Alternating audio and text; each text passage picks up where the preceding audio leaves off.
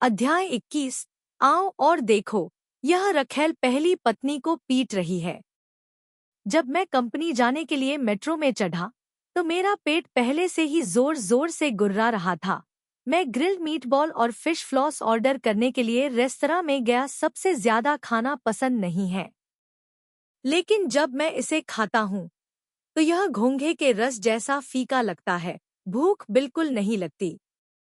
भूख लगी है लेकिन खाना नहीं चाहता। मैंने सोचा कि ऐसा इसलिए था क्योंकि मैं बहुत थका हुआ था और मुझे बिल्कुल भी परवाह नहीं थी। मैंने चावल के कुछ टुकड़े खाने की कोशिश की और फिर भारी काम के साथ फिर से शुरुआत करने के लिए कंपनी में लौट आया। लेकिन रात 9 बजे तक ओवरटाइम काम करने के बाद मुझे इतनी नींद आई कि मेरी आंखें बंद हो गईं। यह स्थिति लगातार बनी रही। सप्ताहांत में मैं 10 बजे तक सोता था और जब मैं उठा तो खोंग थान फिर से घर पर था। यह देखकर उसने मुझे चिढ़ाया। मुझे उम्मीद नहीं थी कि एक काम में व्यस्त व्यक्ति किसी दिन सो जाएगा। मैं शर्म से मुस्कुराया, सोच रहा था कि मैं हाल ही में इतनी नींद में क्यों था। मैंने नूडल्स का एक कटोरा खा लिया। मुझे कोई भूख नहीं थी। मैंने बस टुकड़ों में खाने की कोशिश की। बहुत कुछ बचा हुआ था। जब मैं बचा हुआ खाना बाथरूम में लाया तो बाथरूम में मौजूद खोंग थान को और भी आश्चर्य हुआ। आप भी जानते हैं कि खाना कैसे बर्बाद करना है। मैं समझाने ही वाला था कि अचानक मेरे पेट में हलचल हुई। मैंने कटोरा दूर रख दिया और उल्टी करने के लिए शौचालय की ओर भागा, लेकिन मुझे कोई उल्टी नहीं हुई। खोंग थान ने बेहद आश्चर्यचकित होकर मेरी ओर देखा।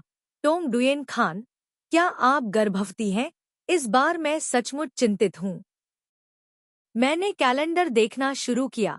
तारीख बीतने में एक सप्ताह से अधिक समय हो गया था। इसके अलावा ली हाओ कीट और मैंने इसे करने से पहले 2 बार हमने किसी भी सुरक्षा उपाय का उपयोग नहीं किया था। इस समय मैं अचानक मेरे दिल में एक बेहद बुरा अंदाजा पैदा हुआ। मैंने खोंग थान को अपने साथ अस्पताल प्रसूति विभाग में खींच लिया। जब अल्ट्रासाउंड के नतीजे आए, जैसी कि उम्मीद थी, मैं 5 सप्ताह से अधिक की गर्भवती थी। यह कैसे हो सकता है? मैंने अपने सामने परीक्षा परिणामों को देखा। मुझे बेहद जटिल महसूस हो रहा था। खोंग थान मुझसे अलग है। वह मेरे कंधे पर मुस्कुराई और कहा, यह संभव है। टोंग डुयेन मिन्ह ने कहा कि गर्भवती होने पर एक आदमी का मूड बहुत बदल जाएगा। इस जीवन में मैं तुमसे प्यार नहीं कर सकता। परीक्षण के नतीजे और मेरे कानों में गूंजती ली हाओ कीट की आवाज को देखते हुए मेरा मूड बेहद जटिल और बेहद उदास था। मुझे यह भी नहीं पता कि कैसे आगे बढ़ना है। टोंग डुयेन मिन्ह वास्तव में एक संकीर्ण रास्ते वाला परिवार है। ठीक उसी समय जब मैं खो गया था, खोंग थान ने फिर से टोंग डुयेन मिन्ह का नाम चिल्लाया। मैंने अपना सिर उठाया और देखा कि टोंग डुयेन मिन्ह मेरे सामने खड़ा है। उसके हाथ में एक मेडिकल सर्टिफिकेट है। टोंग डुयेन मिन्ह ने मुझे देखा और मंद मंद मुस्कुराया। डुयेन खान, आप यहाँ हैं। उसने मुझे मेरे नाम से बुलाने का साहस किया। उसकी शक्ल, सूरत और चाल ढाल भी बेहद सौम्य हो गई, पहले जैसी बिल्कुल नहीं। इससे पहले कि मैं अपना मुंह खोल पाता, खोंग थान ने मेरी ओर से कहा, ओह, इसका क्या मतलब है? सूरज पश्चिम में उगता है। क्या आप अपने होश में लौटना चाहते हैं? टोंग डुयेन मिन्ह का हाथ उसके पेट पर था। उसकी आंखें खुशी से भर गईं। हाँ, मैं गर्भवती हूँ। मैं अपने पेट में पल रहे बच्चे के लिए एक अच्छा उदाहरण बनना चाहती हूँ। अपनी बात खत्म करने के बाद उसने मेरी ओर देखा और एक और वाक्य जोड़ा, यह हाओ कीट का है। शांत होने का दिखावा करने की कोशिश में मेरा दिमाग तुरंत फट गया।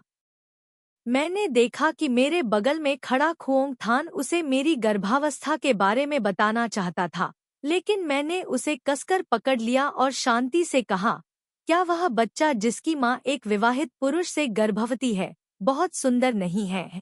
जब आपका बच्चा पैदा होगा तो क्या आप उसे बताएंगे कि उसकी माँ आपकी रखैल है? यह सुनने के बाद टोंग डुयन मिन्ह का चेहरा बदल गया। आप? क्या ऐसा इसलिए नहीं है क्योंकि आपने हाउ कीट से शादी करने में कोई कसर नहीं छोड़ी? वह भी तुमने ही मुझे दिया था। मैंने मेडिकल सर्टिफिकेट को अपनी पीठ के पीछे छिपा लिया और आगे कहा, दादी ने शायद शादी के मामले पर मुकदमा नहीं चलाया होता अगर आप यह नहीं सोचती कि आप बाकी सभी से ज्यादा चालाक हैं और लिफ्ट में मुझे नुकसान पहुंचाने की योजना नहीं बना रही हैं। तो फिर मेरी दादी ऐसा क्यों करेंगी? दादी आपसे कहीं अधिक अनुभवी हैं। क्या आपको लगता है कि आप दादी को धोखा दे सकते हैं? जितना अधिक मैं बोलता गया, टोंग डुयन मिन्ह का चेहरा उतना ही बदसूरत होता गया। अंततः वह इसे और सहन नहीं कर सकी और मेरी ओर इशारा करते हुए डांटा, टोंग डुयन खान, तुम बुरी चीज हो। यह सब आपकी वजह से है।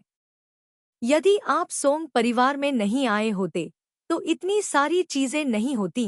अपनी बात खत्म करने के बाद वह पीछे भागी और मुझे मारा।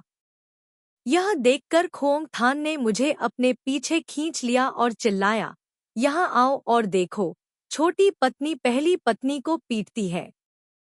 अध्याय 22। फिर मिलेंगे। यह प्रसूति विभाग है। चारों तरफ महिलाएं हैं। ये शब्द सुनकर सभी लोग देखने लगे। उन्होंने खोंग थान को मेरी रक्षा करते हुए देखा और तुरंत जान गए कि टोंग डुयन मिन्ह उपपत्नी थी। आसपास के लोगों ने टोंग डुयन मिन्ह को घेर लिया और इशारा किया। उसका चेहरा उदास था। वह हांफती हुई चली गई। मजाक खत्म हो गया। खोंग थान और मैंने कोई जवाब नहीं दिया, लेकिन बैठने और आराम करने के लिए एक कॉफी शॉप मिल गई। मोका का एक कटोरा। असंभव। मैंने अपना पेय ऑर्डर करना समाप्त ही किया था जब खोंग थान ने मुझे रोका। उसने मुझे कॉफी तो नहीं पीने दी, कोल्ड ड्रिंक भी नहीं पीने दी। आखिरकार मुझे गुस्सा आया और वेटर की तिरस्कारपूर्ण नजरों के नीचे एक गिलास गर्म पानी का ऑर्डर दिया। गर्म पानी लाने की प्रतीक्षा करते हुए मैंने थोड़ा सा पिया। फिर खोंग थान ने मुझसे पूछा, आप क्या करने जा रहे हैं? यह बच्चा। पहले तो मैंने सोचा कि मैं निश्चित रूप से कह पाऊंगा, छोड़ो, लेकिन जब शब्द मेरे मुंह से निकलने वाले थे तो मैं झिझक गया। मैंने गर्म पानी के गिलास की ओर देखा और कहा, यदि विवाह में बच्चे का भरण पोषण किया जाता है तो यह वास्तव में दुखद होगा। मैं एक पल के लिए रुका और फिर बोला, इसके अलावा मुझे नहीं पता कि क्या वह मेरे बच्चे को पसंद करता है। मैंने उदास और सुस्त महसूस करते हुए अपना सिर झुका लिया। खोंग थान ने मेरी ओर देखा और उदारतापूर्वक कहा, हे भगवान, तो बस उसे जन्म दे दो। सबसे खराब स्थिति में मैं तुम्हें उसे पालने में मदद करूंगा। मेरे पास कोई बेटा नहीं है, लेकिन मैं फिर भी एक बच्चा पैदा कर सकता हूं। तो यह तय हो गया। जब तुम उसे जन्म दोगी तो मुझे उसे अस्वीकार मत करने देना। नहीं, जन्म दो। खोंग थान और मैंने एक एक वाक्य पर बात की, वास्तव में मजाक कर रहे थे। दरअसल बच्चे को अभी भी पिता की जरूरत है। मेरी सुबह की बीमारी अधिक गंभीर हो गई और मैंने सुना कि गर्भावस्था की पहली तिमाही अस्थिर थी। मुझे अचानक पछतावा हुआ क्योंकि पिछले महीने मैंने एक साथ 6 परियोजनाएं शुरू कर दी क्योंकि मैं सोचने के लिए समय नहीं देना चाहती थी। कुछ भी कहने में असमर्थ, कुछ और करने में असमर्थ। मुझे स्पष्ट रूप से समझाने के लिए डिजाइन विभाग के प्रमुख लू गुयेन के पास जाना पड़ा और उनसे पूछना पड़ा कि क्या मैं अपना काम किसी और को सौंप सकता हूं। परिणामस्वरूप जैसे ही मैंने अपना अनुरोध कहना समाप्त किया, लू गुयेन ने बेहद बुरी तरह से अपना सिर हिलाया। टियो खान, ऐसा नहीं है कि मैं आपके लिए चीजें मुश्किल बना रहा हूं, लेकिन हाल ही में कंपनी अपने महाप्रबंधक सभी को बदल रही है, दिखावा करने की कोशिश कर रहे हैं, सभी कड़ी मेहनत कर रहे हैं। मुझे कंपनी द्वारा अपना जनरल डायरेक्टर बदलने के बारे में पता है। यह जनरल डायरेक्टर मूल कंपनी का पिछला जनरल डायरेक्टर है। हाल ही में वह काम में व्यस्त है और उसके पास कई अन्य कार्य हैं, इसलिए मैं श्री ल्यूक से कभी नहीं मिला। मैंने लू गुयेन के लिए चीजों को और अधिक कठिन नहीं बनाया, इसलिए मैं अपने कार्यस्थल पर लौट आया और चुपचाप काम किया। मेरे पास बहुत सारा काम था, इसलिए मेरे पास ओवरटाइम करने के अलावा कोई विकल्प नहीं था। मुझे नहीं पता था कि यह कौन सा समय है। जब मुझे बहुत नींद आई, तो मैं मेज पर गिर गया और थोड़ी देर के लिए सो गया। मैं कितनी देर तक सोया? मुझे पता था कि किसी ने मुझे कंधे पर थपथपाया है और मैंने अनजाने में कहा, क्षमा करें, मैं अभी काम कर रहा हूँ। ओह! जैसे ही मैंने बोलना समाप्त किया, मैंने उस आदमी की हंसी सुनी। पीछे मुड़कर मैंने देखा कि कोई मेरे पीछे है, बिल्कुल परिचित। मिस्टर वू, मैंने अपनी नींद भरी आंखें मली और दूसरे व्यक्ति को पहचान लिया। वह लुओंग खान वो हैं, कॉलेज में मेरे सीनियर हैं, हमारे विभाग में एक उत्कृष्ट प्रतिभाशाली व्यक्ति हैं। उनके शिक्षक हमेशा उनकी उपलब्धियों का उल्लेख करते हैं। साथ ही वह व्यक्ति जिसकी मैं सबसे अधिक प्रशंसा करता था जब मैं स्कूल में था। जब मैं यहाँ अभ्यास करने आया तो उन्होंने मेरा नेतृत्व भी किया। मैंने देखा कि वह तुरंत होश में आ गया, खड़ा हो गया और खुशी से बोला, तुम यहाँ क्यों हो? मैं आपसे पूछना चाहता हूँ, आप यहाँ क्यों हैं? लुओंग खान वू ने मेरे चेहरे पर उलझे बालों को ठीक करने के लिए अपना हाथ उठाया और धीरे से मुस्कुराया। अचानक मुझे शर्मिंदगी महसूस हुई।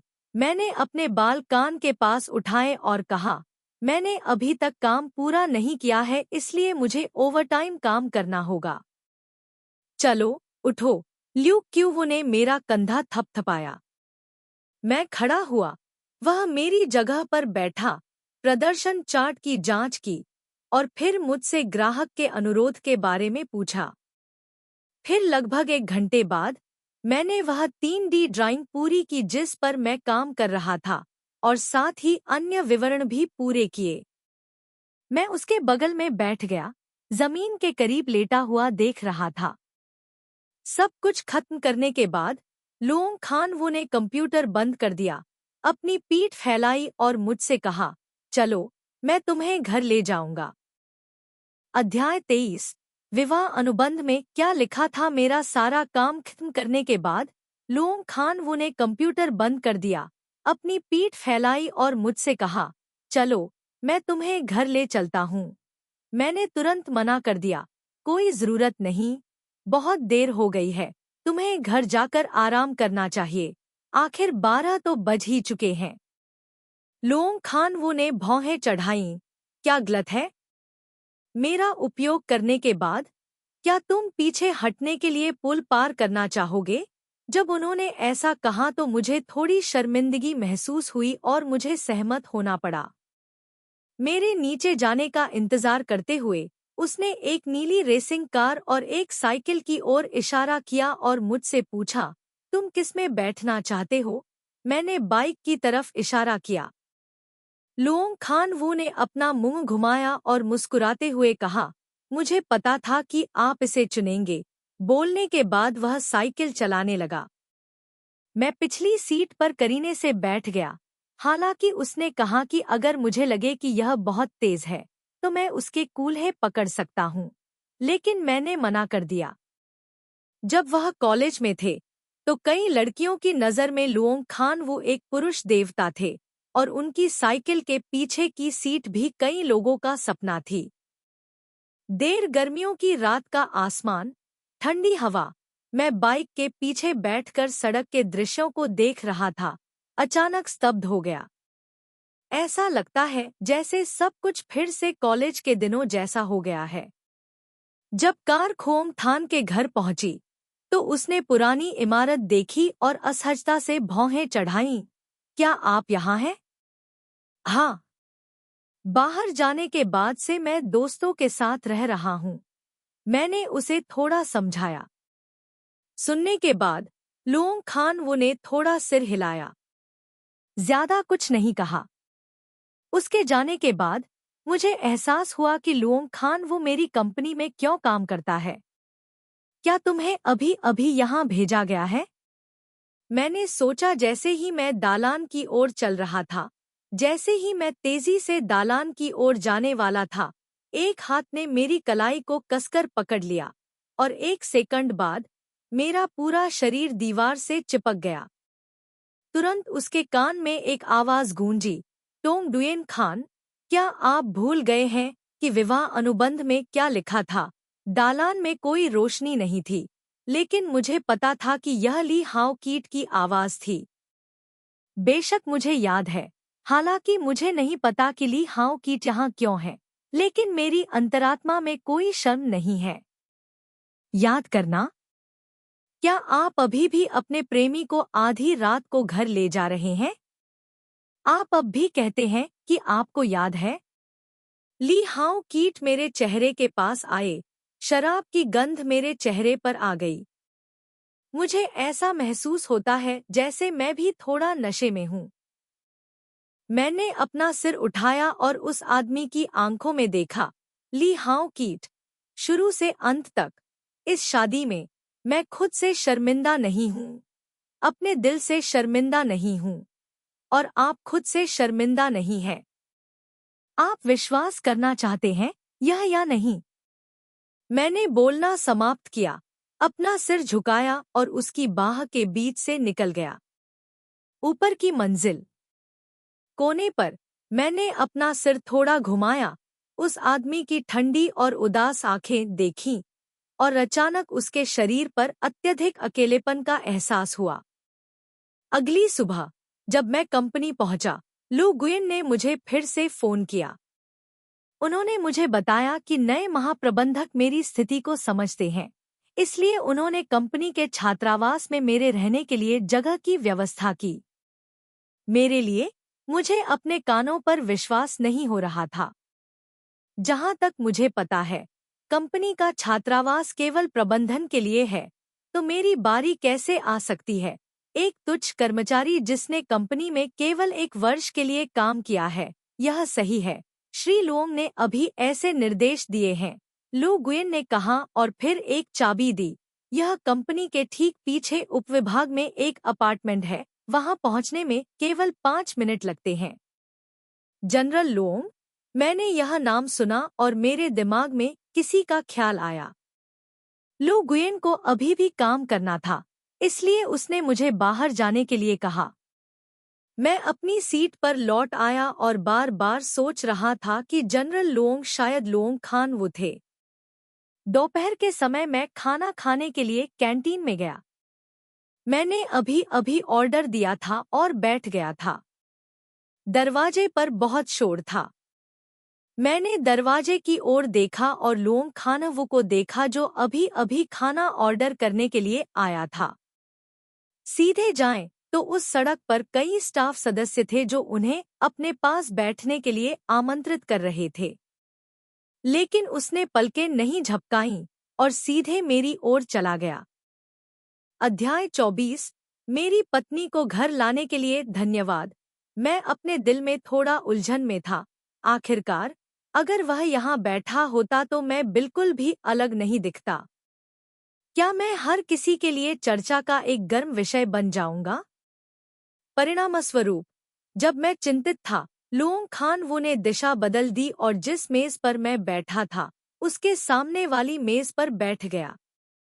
अपनी मैं आपको समझता हूँ अभिव्यक्ति दिखाएं और मुस्कुराएं। मेरा दिल अचानक गर्म हो गया। दोपहर में मैं कंपनी में रुका, लेकिन आज मैंने ओवरटाइम काम नहीं किया। लेकिन शाम करीब 5 बजे मैंने एक ग्राहक से मिलने के लिए अपॉइंटमेंट लिया। जैसे ही मैं कंपनी के दरवाजे पर गया, मैंने देखा कि लुओंग खानवू एक सफेद रेसिंग कार चला रहा था और मेरी तरफ लहरा रहा था। मैं वहां दौड़ा। उसने पहले कहा, क्या मुझे किसी ग्राहक से मिलने जाना है? जाओ, परी भाई, तुम मुझे ले जा सकते हो। दरअसल मुझे पता था कि उसने मुझसे झूठ बोला है, लेकिन फिर भी मैं कार में बैठ गया। कार में बैठने के बाद मैंने तुरंत उसे दोषी ठहराया। आप मेरी कंपनी के महाप्रबंधक बनने आए थे। आपने मुझे पहले क्यों नहीं बताया? मुझे क्या बताओ? लुओंग खानहवू ने आंखें आगे की ओर देखते हुए गाड़ी चलाई। उसके मुंह का कोना मुड़ा हुआ था और उसने मुस्कुराते हुए मुझसे कहा, कोई फर्क नहीं पड़ता कि आप किस स्थिति में हैं। मैं अभी भी आपका कनिष्ठ हूँ। उनकी बातें इतनी गर्मजोशी भरी थी, ऐसा लगा जैसे अब कोई दूरी नहीं रही। जल्द ही मैं ग्राहक से मिलने के लिए उपक्षेत्र में पहुंचा। उसे धन्यवाद कहने के बाद मैं कार से बाहर निकला और कार को जाते हुए देखा, इसलिए मैं अपने सामने उपक्षेत्र में प्रवेश कर गया। मेरे हाथ में शादी के कमरे का डिजाइन है। महिला मालिक डांग सासा है, एक छोटी कलाकार जो सहायक भूमिका निभाती है। उसके कई अनुरोध हैं। वह हमेशा अहंकारी रहना पसंद करती है। इससे भी महत्वपूर्ण बात यह है कि शादी के कमरे के अंदर कई चीजें हैं। अवास्तविक भ्रम। आखिरकार उसके विचारों को अपने डिजाइन से जोड़ने में मुझे 3 घंटे से अधिक का समय लगा। जब मैं उपविभाग से बाहर निकला तो मैंने लुओंग खानवू की कार को फिर से उसी स्थान पर रुकते हुए देखा जहां मैं पहले उतरा था। उसका शरीर कार के दरवाजे पर झुका हुआ था, हाथ में एक टैबलेट था और वह चित्र बना रहा था। मैं तुरंत उससे पूछने के लिए दौड़ा, क्या तुम हमेशा मेरा इंतजार करते हो? मैंने उसके टैबलेट पर डिजाइन पर नजर डाली, जो आधा बना हुआ था। उस कौशल के स्तर के साथ, भले ही वह होता, इसमें कम से कम आधे घंटे या उससे अधिक का समय लगता। लेकिन लुओंग खान वो सीधा खड़ा हुआ, मुस्कुराया और कहा, नहीं, मैं अभी निर्माण स्थल पर आया हूँ। जब मैं लौटूंगा तो आपका इंतजार करना सुविधाजनक होगा। झूठ, मैंने उसे चिढ़ाते हुए बेनकाब कर दिया। लुओंग खानवू ने कुछ नहीं कहा, मेरे लिए कार का दरवाजा खोला और मुझे और कार दी। थोड़ी देर हो गई है, आओ मेरे साथ खाना खाओ। मैंने अभी तक खाना नहीं खाया था और बहुत देर से भूखा था। जैसे ही उसने कहा, मुझे झिझक महसूस हुई, लेकिन यह सोचकर कि उसने इतनी देर तक मेरा इंतजार किया, मैं सहमत हो गया। शाम 8 बजे के बाद का समय होने के कारण कई रेस्तरां बंद थे। वह मुझे एक जापानी रेस्तरां में ले गया। जब भोजन वितरित किया गया था तो मुझे आमतौर पर कच्ची मछली सुशी से एलर्जी नहीं होती थी, लेकिन आज जब मैंने मछली की गंध महसूस की तो मेरा पेट फूल गया। मैं जल्दी से बाथरूम की ओर भागा और थोड़ा बेहतर महसूस करने से पहले उल्टी कर दी। जब मैं पीछे मुड़ा तो लुओंग खानवू ने मुझे चिंतित होकर देखा और पूछा, तुम्हें क्या हुआ है? क्या तुम ठीक नहीं हो? मैंने अपने पेट को छुआ और झिझकते हुए कहा, नहीं, नहीं, मेरा पेट थोड़ा असहज है। लुओंग खानवू मुझ पर विश्वास करता है। उसे लगता है कि मैं लंबे समय से ओवरटाइम काम कर रहा हूँ और अनियमित रूप से खा रहा हूँ। यही कारण है। चावल खाना शुरू करने से आपके स्वास्थ्य में क्रांति आ जाएगी। इसे ज्यादा न करें, आदि। मैंने जल्दी से सिर हिलाया। खाना खत्म करने के बाद मैंने लुओंग खानवू को चाबी यह कहते हुए लौटा दी, मैं सिर्फ एक छोटा वास्तुकार हूँ। कंपनी के छात्रावास में रहने से निश्चित रूप से लोगों को बात करने का मौका मिलेगा। वह मुझे हिला नहीं सका, इसलिए उसने चाबी वापस ले ली, लेकिन फिर भी कहा, यदि आपको भविष्य में मदद की जरूरत हो तो मुझे ढूंढना याद रखें। मेरे साथ एक बाहरी व्यक्ति की तरह व्यवहार न करें। लुओंग खानवू मुझे खोंग थान के घर वापस ले गया। अलविदा कहते समय मैंने अपने पीछे किसी को यह कहते हुए सुना, मेरी पत्नी को घर लाने के लिए धन्यवाद, मिस्टर ल्यूक। मैंने अपना सिर घुमाया और ली हाओ कीट को दीवार के सहारे झुकते हुए देखा। उसकी सुबह और शाम की सिगरेट जल रही थी। अध्याय 25। मैं आपको अकेले जाने की सलाह देता हूँ। जब वह मेरी ओर चला तो मुझे अचानक घबराहट महसूस हुई। आखिरकार लुओंग खानवू मुझे लगातार 2 दिनों तक घर ले आया। यह समझाना बहुत मुश्किल होगा। ली हाओ कीट आगे बढ़े। अपना हाथ मेरे कंधे पर रखा और मुझे अपनी बाहों में जकड़ लिया। लुओंग खान वो ने मेरी ओर देखा और फिर ली हाउ कीट की ओर, जैसे कि वह कुछ समझ गया हो। धीरे से मुस्कुराया और कहा, कुछ नहीं, तो मैं पहले जाऊंगा।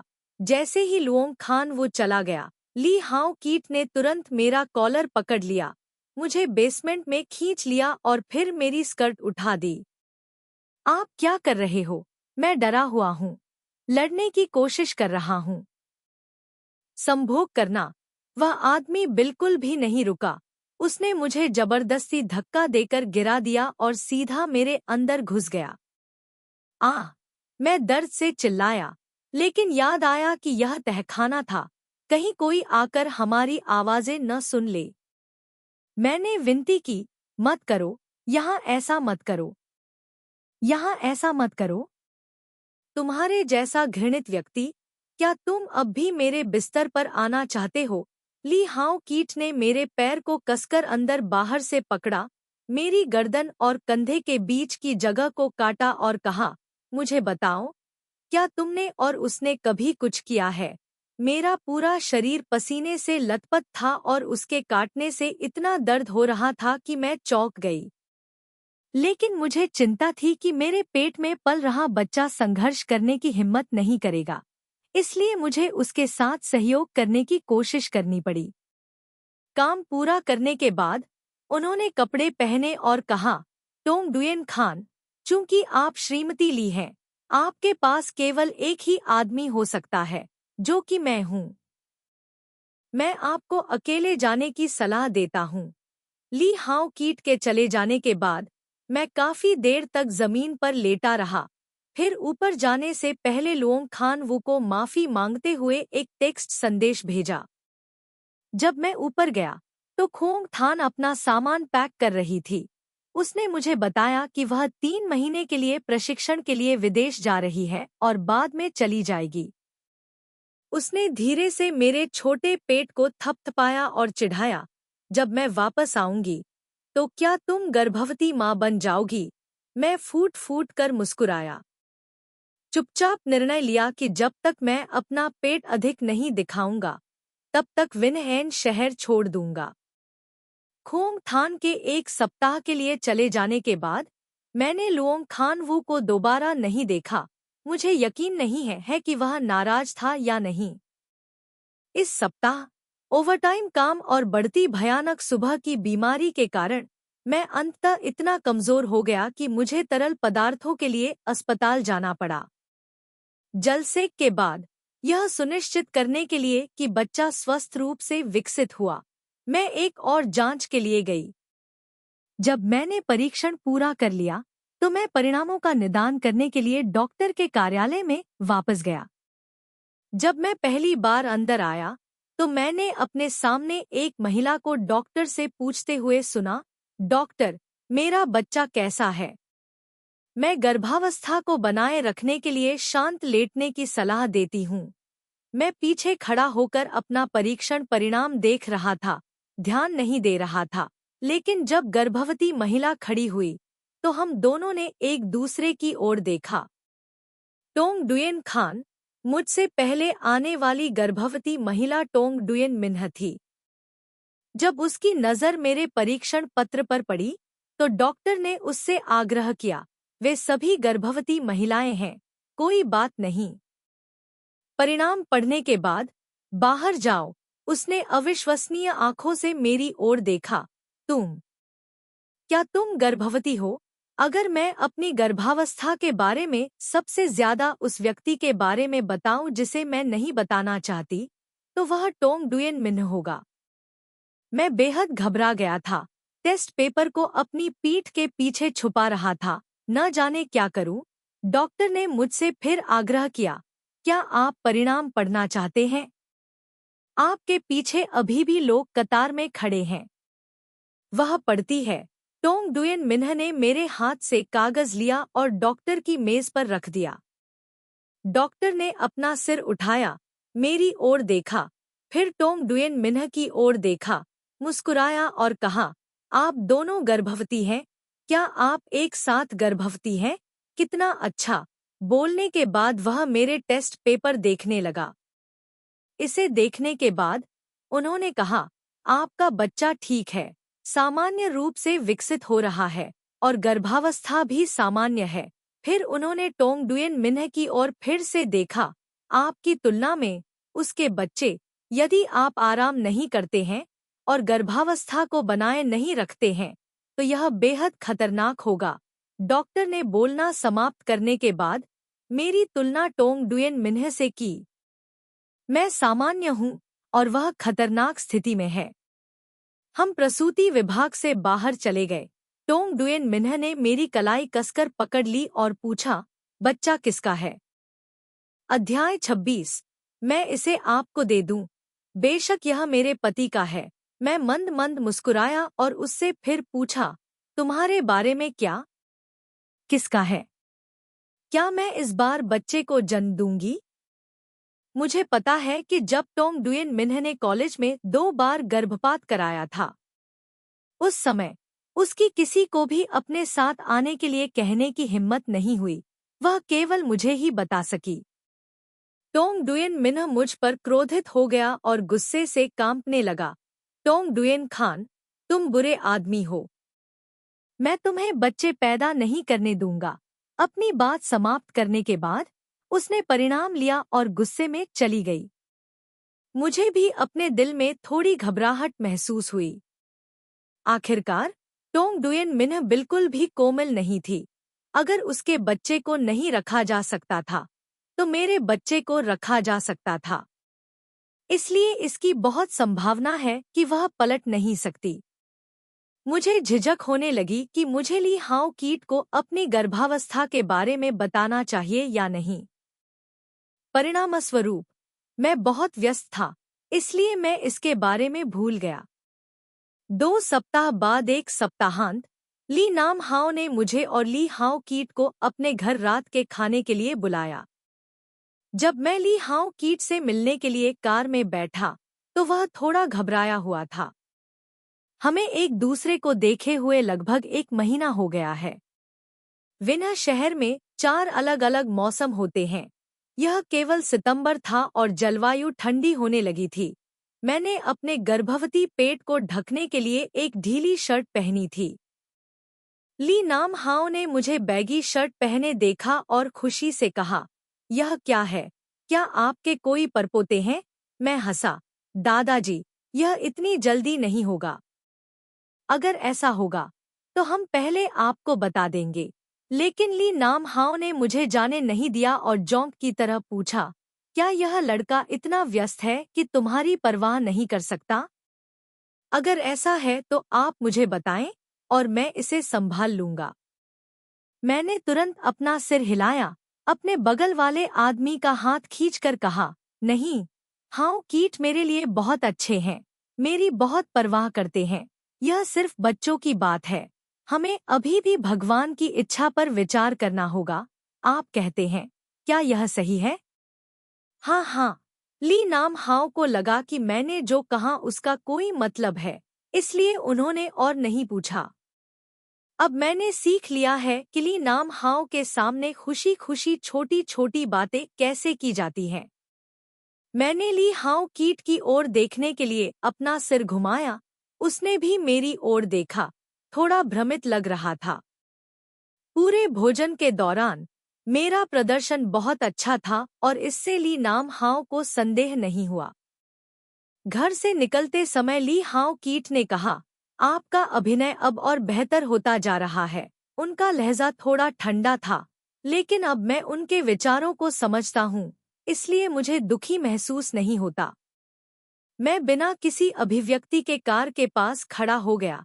मिस्टर ली के प्रोत्साहन के लिए धन्यवाद। तो मैं पहले जाऊंगा। मैं अब अपने आप को लज्जित नहीं करूंगा। जैसे ही वह जाने को हुआ, उसने उसका हाथ पकड़ लिया। मैंने पलटकर उनसे पूछा, क्या मिस्टर ली के साथ कुछ गड़बड़ है? मैं अपने दिल में यह स्पष्ट रूप से समझता हूँ कि जिसे मैं 12 वर्षों से प्यार करता हूँ, उसे जाने देना कोई आसान बात नहीं है। लेकिन मैं फिर भी एक निश्चित दूरी बनाए रखने की कोशिश करता हूँ। तभी जब वह मुझे भगाएगा तो मुझे उलझन महसूस नहीं होगी। ली हाओ कीट ने कुछ सेकंड के लिए मुझे जटिल निगाहों से देखा और कहा, कार में बैठो, मैं तुम्हें घर ले जाऊंगा।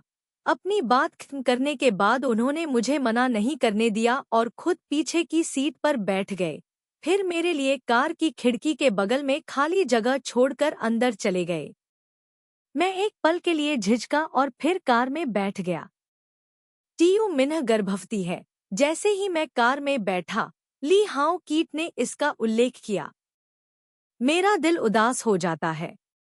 मैंने सोचा कि वह दयालु था, लेकिन ऐसा हुआ कि वह मुझे यह बताना चाहता था। उम्मा, उसके बाद क्या होता है? मैंने शांत रहने की कोशिश की और उससे पूछा, क्या आप चाहते हैं कि मैं अपनी सीट छोड़ दूं? या क्या? शायद मेरी हरकतें ली हाओ कीट की गणना से परे थीं, इसलिए उन्होंने मेरी ओर खोजी निगाहों से देखा, बहुत देर तक मुझे देखते रहे, फिर कहा, बच्चे के जन्म तक प्रतीक्षा करें और फिर बाद में इस बारे में बात करेंगे। पूरी सड़क शांत है। ली हाओ कीट मुझे उस विला में ले जाना चाहता था जो उसने मुझे दिया था, इसलिए मैंने ड्राइवर को खोंग थान के घर का पता बताया। यह देखकर कि खोंग थान का घर आने वाला है, मैंने फिर से अपने सपाट पेट को छुआ और उससे पूछने से खुद को नहीं रोक सकी, ली हाओ कीट, अगर मैं अब गर्भवती हो जाऊं तो क्या होगा? अध्याय 27। वे एक साथ बच्चों की वस्तुएं चुनने गए, इसे भूल जाओ, वह बिना किसी हिचकिचाहट के बोला, और अंत में ठंडे स्वर में एक और वाक्य जोड़ा, पिछली बार जब आपने दवा ली थी तो मैं नहीं चाहता था कि मेरे दादाजी को एक नाजायज बच्चे की देखभाल करनी पड़े। मैंने अपने होठों को सिकोड़ लिया और मंद मंद मुस्कुराया। गर्भनिरोधक गोलियां गर्भावस्था को रोकने में 100% प्रभावी नहीं हैं। मेरे प्रश्न ने ली हाओ कीट को भ्रमित कर दिया। उसकी नज़र मेरे पेट की ओर पड़ी और उसने पूछा, क्या तुम गर्भवती हो? मेरे ख्याल से मैंने उसकी ओर देखा।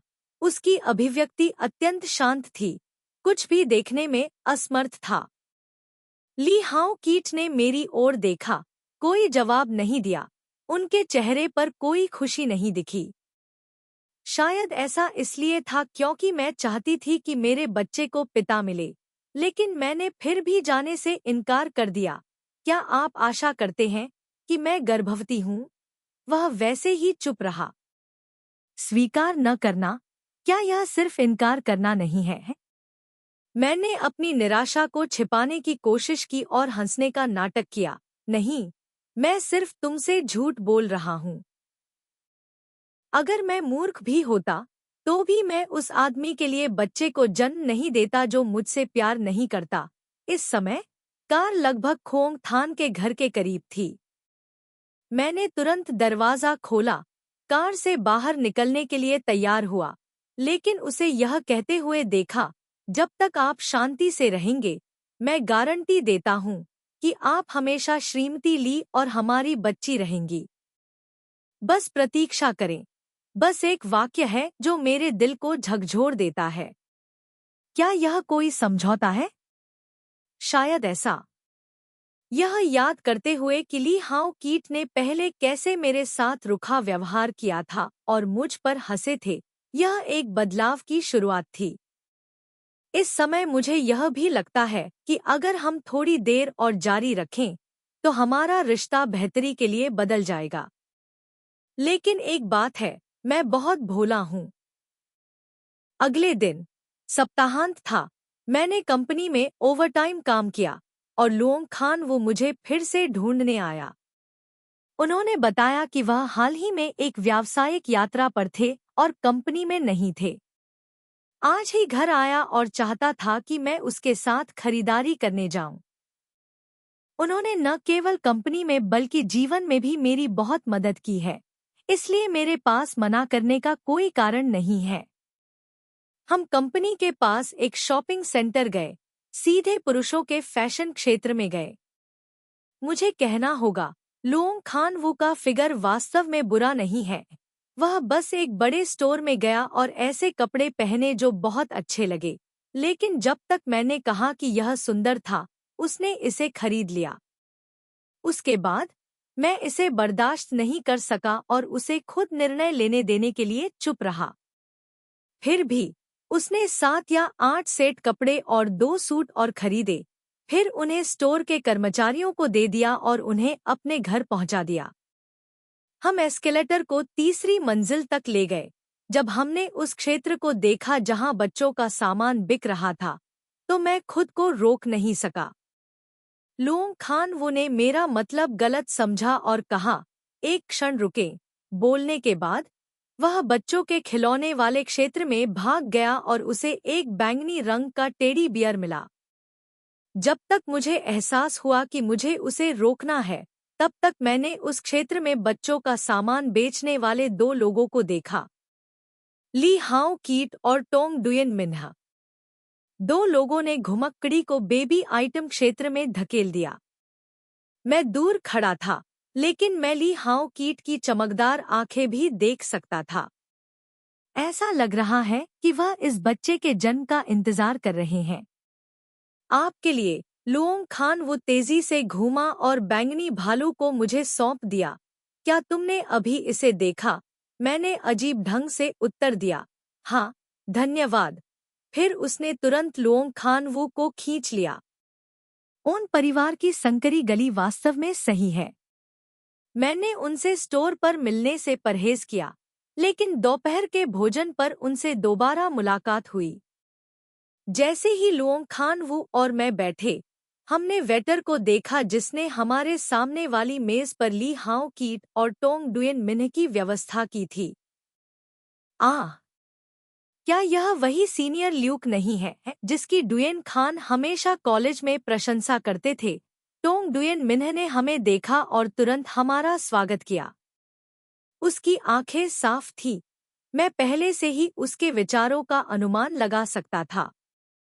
अध्याय 28। आपका पति यहाँ है। क्या आप किसी अन्य पुरुष के साथ जाने की योजना बना रही हैं? लुओंग खान वो को नहीं पता था कि मेरे और टोंग डुयन मिन्ह के बीच क्या चल रहा है, इसलिए उसने दोस्ताना तरीके से उसका स्वागत किया। टोंग डुयन मिन्ह ने यह देखा और ली हाओ कीट से पूछा कि क्या वे एक ही टेबल पर बैठ सकते हैं। दरअसल मैं सहमत नहीं हूँ, लेकिन लुओंग खान वो सहमत है। हम चारों एक मेज पर बैठ गए और बाहर के कमरे से एक निजी कमरे में चले गए। ऑर्डर करते समय टोंग डुयन मिन्ह ने शर्म से कहा, मैं गर्भवती हूँ। मैं मसालेदार खाना नहीं खा सकती। मैं ताज़ा खाना नहीं खा सकती। अगर आप ऑर्डर करते समय सावधान हैं, तो उन व्यंजनों का ऑर्डर न करें। अपनी बात खत्म करने के बाद उसने मेरी ओर देखा।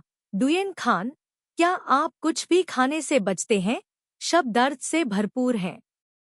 नहीं है, मैंने निर्णायक उत्तर दिया। इसके अलावा, जब मैंने टोंग डुयन मिन्ह को ली हाओ कीट के साथ इतना घनिष्ठ होते देखा, तो मैंने तय कर लिया कि मैं अब विनहैन शहर में शांति से बच्चे को जन्म नहीं दे सकती। टोंग डुयन मिन्ह ने मेरे विचारों को समझा। वह नहीं चाहती थी कि ली हाओ कीट को मेरी गर्भावस्था के बारे में मुझसे भी ज्यादा पता चले। मुख्य व्यंजन टोंग डुयन मिन्ह और लुओंग खान वो द्वारा ऑर्डर किए जाते हैं। लुओंग खान वो हमेशा वही व्यंजन ऑर्डर करते हैं जो मुझे खाना पसंद है। जल्द ही शानदार भोजन की एक मेज परोसी गई। लुओंग खान वो ने सक्रिय रूप से मेरे लिए भोजन उठाया। हर बार जब वह मेरे कटोरे में भोजन डालता था, तो मुझे ली हाओ कीट की ठंडी आंखों का एहसास होता था। मैंने तुरंत कहा, धन्यवाद, बेहतर होगा कि मैं इसे स्वयं उठा लूं। टोंग डुयन मिन्ह ने यह देखा और जानबूझकर कहा, डुयन खान, क्या आप और वह उच्चवर्गीय व्यक्ति जिसकी आप हमेशा प्रशंसा करते थे, एक दूसरे को जानने की कोशिश नहीं कर रहे हैं? उसके चेहरे पर उत्सुकता थी। मैं भी समझ गया कि वह क्या पूछना चाहती है। मेरे पति ली हाओ कीट यहाँ हैं। आप मुझसे ये सवाल पूछें, क्या आप मेरे परिवार के साथ विवाद पैदा करने की योजना बना रहे हैं? मैंने जारी रखा, श्री वो वर्तमान में मेरी कंपनी के महानिदेशक हैं। हम केवल खाना खाने और व्यापार पर चर्चा करने के लिए बाहर जाते हैं। मेरी नज़र में यह भोजन सिर्फ काम का भोजन है। उस दिन लुओंग खान वो ने ली हाओ कीट को देखा लेकिन कुछ नहीं कहा। लेकिन आज जब उसने ली हाओ कीट और टोंग डुयन मिन्ह को देखा तो वह भी स्पष्ट रूप से समझ गया। उन्होंने मेरी मदद करने की पहल भी की। यह सही है। मैं अभी अभी विनहेन सिटी आया हूँ और ज्यादा कपड़े नहीं लाया। नहीं, मेरा कोई दोस्त था, इसलिए मुझे उन्हें चुनने में मदद करने के लिए कहना पड़ा। मैंने उसकी ओर सराहना भरी नजरों से देखा। टोंग डुयन मिन्ह के विचार और भी गहरे हो गए। फिर से उसने ली हाओ कीट पर चिल्लाया, माफ करें, मेरा कोई मतलब नहीं था। ली हाओ कीट ने केवल एक वाक्य कहा, यह ठीक है, लेकिन उसका चेहरा बेहतर नहीं था। खाने के बाद मैं लुओंग खान वू के साथ जाने वाली थी, लेकिन मुझे उम्मीद नहीं थी कि ली हाओ कीट मुझे कसकर पकड़ लेंगे। मेरे पति यहाँ हैं, क्या आप अभी भी किसी अन्य आदमी के साथ जाने की योजना बना रहे हैं? उसके एक वाक्य ने न केवल मुझे बल्कि टोंग डुयन मिन्ह को भी स्तब्ध कर दिया। उसने ली हाओ कीट की ओर देखा, चिल्लाई और चिल्लाई, हाओ कीट। ली हाओ कीट ने उस पर कोई ध्यान नहीं दिया, लेकिन मुझसे कहा, मैं ड्राइवर से तुम्हें घर ले जाने के लिए कहूंगी। उनका लहजा चर्चा का नहीं बल्कि आदेश का था। मैं मना करने की हिम्मत नहीं कर पाता। अंत में वह कंपनी में लौटने के लिए केवल ली हाओ कीट की कार में अकेले बैठ सका। जब मैं कंपनी में पहुंचा तो लुओंग खान वो कार्यालय में मेरा इंतजार कर रहा था। जब वह मुझसे मिले तो पहली बात जो उन्होंने कही वह थी, क्या आपके पति आपको पसंद करते हैं? अभी स्थिति पूरी तरह स्पष्ट थी। मैंने जबरदस्ती मुस्कुरा दी और इसे स्वीकारोक्ति समझकर उत्तर नहीं दिया। लुओंग खान वू का चेहरा अचानक चमक उठा और उसने मेरी ओर देखा। शादी जीवन भर चलने वाली चीज है। यदि आप उससे खुश नहीं हैं, तो हो सकता है आप किसी और के बारे में सोच सकते हैं। किसी और को? मैं पीछे हट गया। इतनी करीब से मैं लुओंग खान वू का थोड़ा लाल चेहरा देख सकता था। यह कोई और नहीं है, यह आप हैं, मिस्टर वू।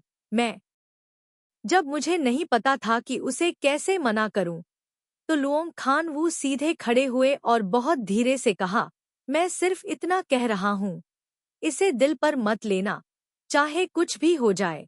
आप अभी भी मेरे जूनियर हैं। वह हमेशा से ऐसे ही रहे हैं। उन्होंने कभी भी मुझ पर किसी भी चीज के लिए दबाव नहीं डाला। लेकिन परिवर्तन मेरी अपेक्षा से कहीं अधिक तेज था। अध्याय 29। हथकड़ी पहले से ही मेरी कलाइयों पर थी। अगले बुधवार को सहायक किरदार डांग सासा की भूमिका निभाने वाली अभिनेत्री, जिसके लिए मैंने पहले शादी का कमरा डिजाइन किया था, लगभग पूरा होने वाला था, लेकिन अचानक उसने मुझसे संपर्क किया। उन्होंने कहा कि पिछवाड़े के डिजाइन में नए विचार हैं। पहले उनके अनुरोध के आधार पर पिछवाड़ा, जो बहुत बड़ा नहीं था, को एक हल्के बगीचे में बदल दिया गया था। यह अब लगभग पूरा हो चुका है, लेकिन अब मैं नए विचार जोड़ना चाहता हूँ। मैं सिरदर्द से मरने वाला हूँ। इस सिद्धांत के आधार पर कि ग्राहक राजा है, मुझे अभी भी धैर्यपूर्वक उससे कहना पड़ा, मिस डांग, समस्या यह है, आप पिछली डिजाइन योजना से सहमत हैं और पिछवाड़ा लगभग पूरा हो चुका है। अगर हम इसे अभी बदलते हैं, पहले क्या हुआ होगा? क्या तुम्हें डर है कि हम भुगतान नहीं कर पाएंगे? इससे पहले कि मैं अपना वाक्य पूरा कर पाता, पंक्ति के दूसरे छोर पर डांग सासा फोन पर चिल्ला रहा था। ऐसा लगता है मानो वह डर रही हो कि मुझे ऐसा लगेगा कि उसके पास पैसे ही नहीं हैं। मैंने सुना है कि पैसे के साथ सब कुछ आसान है। कहा, ठीक है, तुम और मैं, चलो मिलते हैं, हम बात करेंगे। डांग सासा वास्तव में एक छिछला व्यक्ति है। उन्होंने कहा कि वह हाल ही में विनहेन सिटी के बाहरी इलाके में पहाड़ों में एक पुराने विला में फिल्मांकन कर रही थी। उन्हें वहाँ का फूलों का बगीचा बहुत सुंदर लगा, इसलिए वह अपने घर का डिजाइन बदलना चाहती थी। सुनने के बाद मेरे सिर में दर्द होने लगा। वह पहाड़ी इलाका केंद्र से बहुत दूर है, बस कार से बैठने में ही लगभग 2 घंटे लग जाएंगे। लेकिन चाहे कुछ भी हो, ग्राहक अभी भी सबसे महत्वपूर्ण है। मेरे पास सहमत होने के अलावा कोई अन्य विकल्प नहीं था। जब मैं उनसे मिला तो अगले दिन दोपहर के करीब 12 बज रहे थे, क्योंकि इस समय ही उनके पास खाली समय होता था। सुबह सुबह मुझे पहाड़ पर जाने के लिए कार में बैठना पड़ा। ठीक 12 बजे उस जगह तक पहुंचना बहुत मुश्किल था जहां वह फिल्म बना रही थी। डांग सासा के सहायक ने मुझे पाया और फिर से कहा, क्योंकि फिल्म तय समय से पीछे चल रही थी, उसका दृश्य दोपहर में बदल गया और मुझे एक क्षण इंतजार करने के लिए कहा। फिल्मांकन के कारण मैं उस घर में प्रवेश नहीं कर सका, मैं केवल बाहर ही टहल सकता था। पहाड़ों में दृश्यावली बहुत अच्छी है, मौसम खराब नहीं है। मैं एक चट्टान पर खाली बैठ गया। ऐसा महसूस हो रहा था जैसे मैंने आधा आराम का दिन बिताया हो। लगभग आधे घंटे बाद डांग सासा के सहायक ने फिर से मेरी तलाश की और कहा कि दृश्य को एक बहुत लंबी सूखी शाखा की आवश्यकता है। मुझसे कहा कि इसे खोजने के लिए पहाड़ पर जाएं और फिर इसे यहाँ नीचे लाएं। वह वास्तव में बिल्कुल भी विनम्र नहीं है, लेकिन मैंने मना करने की हिम्मत नहीं की। आखिरकार डांग सासा को खुश करना मुश्किल है। अगर उसने मेरे डिजाइन के लिए फिर से मुश्किलें खड़ी कर दी तो मैं थक कर मर जाऊंगा। मैं पहाड़ पर चढ़ गया। ऐसा लग रहा था कि पहाड़ को किसी ने साफ कर दिया है। सूखी शाखाओं और बड़े पत्थरों का तो जिक्र ही नहीं। मैं आधे घंटे से अधिक समय तक चला। वास्तव में मुझे एक भी सूखी शाखा नहीं मिली। मैं वापस मुड़ने ही वाला था। मैंने पीछे मुड़कर टोंग डुयेन मिन्ह को देखा। वह यहाँ क्यों है? मेरा दिल एक बुरी आशंका जगाता है। उसके चारों ओर जाने की इच्छा रखते हुए टोंग डुयेन मिन्ह ने आगे कदम बढ़ाया। तुम यहाँ क्यों हो? मैंने उससे पूछा। टोंग डुयेन मिन्ह ने मेरी ओर देखा, मुस्कुराए लेकिन कुछ नहीं कहा। डुयेन खान, क्या आपने मुझसे आकर बोधिसत्व धूप जलाने के लिए नहीं कहा था, यह कहते हुए कि यह आपके बच्चे के स्वास्थ्य को आशीर्वाद देने के लिए है? मुझे नहीं पता कि वह अब किस बारे में बात कर रही है। बहुत घबराहट महसूस हो रही है। यहाँ तो सुनसान है। अगर उसने मुझे यहाँ से धक्का दे दिया तो कोई मिल भी गया तो मेरा बच्चा जरूर चला जाएगा। जितना अधिक मैं सोचता हूँ, उतना अधिक भयभीत हो जाता हूँ। घूमो और भाग जाओ। टोंग डुयेन मिन्ह ने मुझे पकड़ लिया। मैं इतना डर गया कि मैंने अपने हाथ उससे दूर फेंक दिए और बुरी तरह भाग गया। मैं अपने बच्चों की रक्षा करना चाहता हूँ।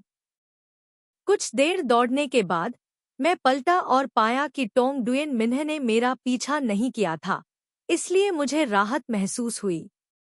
मैं वापस वहां गया जहां डांग सासा का फिल्मांकन चल रहा था। उसके सहायक ने मुझे यह कहते हुए पाया कि डांग सासा फिल्मांकन के बाद थक गई थी, इसलिए वह कुछ भी बदलना नहीं चाहती थी, बस इसे ऐसे ही छोड़ दो। सुनने के बाद मुझे अचानक गुस्सा आ गया। मेरा पूरा दिन कितना बर्बाद हुआ और मैंने अपने बच्चे को लगभग मार डाला। मैं हांफते हुए पहाड़ से नीचे उतरा, फिर ओवरटाइम काम करने के लिए कंपनी में लौट आया। रात के 11 बजे, हालांकि मैं अभी भी काम करना जारी रखना चाहती थी, लेकिन बच्चा अब इसे बर्दाश्त नहीं कर सकता था, इसलिए मुझे रुकना पड़ा और घर जाना पड़ा।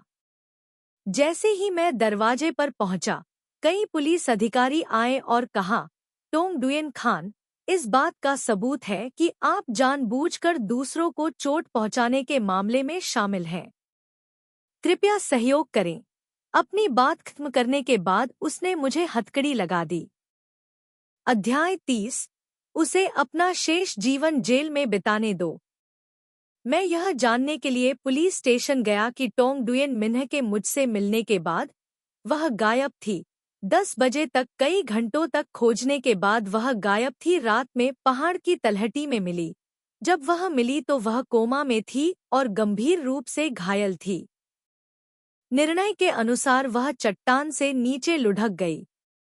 उसके मेरे पास आने का कारण पिछली रात उसके साथ मेरी बातचीत का इतिहास है और उसके गायब होने से पहले आखिरी टेक्स्ट संदेश मुझे भेजा गया था। सामग्री है, डुयेन खान, मैं यहाँ हूँ। आप कहाँ हैं? मैं स्तब्ध रह गया और तुरंत तर्क दिया, मैं उससे कैसे बात कर सकता हूँ? आप किस तरह के मजाक की बात कर रहे हैं?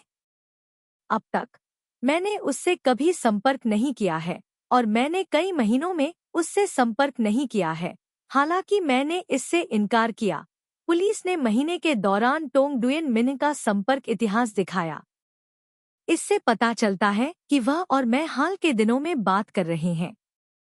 ऐसी बारंबारता से पुलिस यह मान सकती है कि उसके साथ मेरे संबंध बहुत अच्छे हैं। ये नकली है, मैं इसे स्वीकार नहीं करता। यह सबूत है कि हमारी पुलिस को दूरसंचार कंपनी से मिला है। क्या आपको लगता है कि दूरसंचार कंपनी ने इसे नकली बनाया होगा या यह पुलिस थी जिसने इसे नकली बनाया था? पुलिस ने पूछताछ की। मैं चकित रह गया। जब मुझसे पूछताछ पूरी हो गई और पुलिस ने मुझे हिरासत में ले लिया तो ली हाओ कीट आ गए। वह हिरासत कक्ष में दाखिल हुआ। अंधेरा था। हिरासत कक्ष में कोई रोशनी नहीं थी, लेकिन मैं अभी भी उसकी ठंडी, भयानक आभा को महसूस कर सकता था। यह मैं नहीं हूँ। मुझे नहीं पता क्यों। चुप रहो। मेरी बात पूरी किए बिना ली हाओ कीट ने मुझे रोका। उसने अपना हाथ उठाया और मेरा कॉलर पकड़ लिया, मुझे अपने करीब खींच लिया। मैंने वास्तव में आपको कम आंका। कल टीयू मिन्ह ने कहा कि वह आशीर्वाद के लिए प्रार्थना करने के लिए पहाड़ पर जाना चाहती थी। मैंने उससे पूछा कि वह किसके साथ है। उसने कहा, वह व्यक्ति चाहता था कि वह इसे गुप्त रखे। नहीं, यह वह थी जिसने मुझे नुकसान पहुंचाया।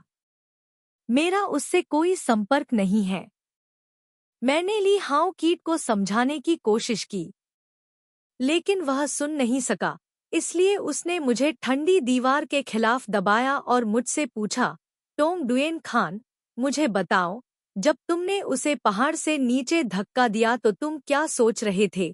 उस वक्त जरूर वह तुम्हें कस कर पकड़ लेगी और मदद मांगेगी। ठंडी चांदनी नजरबंदी घर की सलाखों को पार कर उसके चेहरे पर चमक रही थी। मैं उसकी आंखों को नफरत से भरा हुआ देख सकता था। मैंने अपना हाथ सुरक्षात्मक रूप से अपने पेट के नीचे रखा और समझाया, मैंने उसे कभी नहीं छुआ। वह फोन संदेश नकली था। मैंने उसे कभी नहीं बुलाया। मेरे लिए सिर्फ एक फोन संदेश मुझ पर अपराधी होने का आरोप लगाने के लिए पर्याप्त नहीं है। लेकिन जब ली हाओ कीट ने मेरी बात सुनी तो उन्होंने मेरा कॉलर और भी कसकर पकड़ लिया, अपना मुंह मोड़ लिया और मुस्कुराते हुए कहा, टोंग डुयेन मिन्ह के नाखूनों के अंदर त्वचा का एक टुकड़ा है। डीएनए परीक्षण के माध्यम से यह तुम्हारा है। इसके अलावा उस समय गवाह थे। आप वास्तव में पहाड़ पर गए थे। मेरा दिमाग अचानक खाली हो गया। इसमें कोई आश्चर्य नहीं, कोई आश्चर्य नहीं कि टैन जियाई मोंग मुझे रखना चाहता है। मैं अपने ग्राहक डांग सासा को खोजने आया हूँ। ये बातें मैंने पुलिस को बताईं। डांग सासा ने कहा कि उस दिन उसने पहाड़ पर बाहरी दृश्य फिल्माए और उसे कभी पहाड़ पर जाने के लिए नहीं कहा। ली हाओ कीट ने मुझे ठंडे स्वर में उत्तर दिया। इस बिंदु पर मुझे एहसास हुआ, मैंने डांग सासा को नहीं देखा। मैंने केवल उस व्यक्ति को देखा जो डांग सासा का सहायक होने का दावा कर रहा था।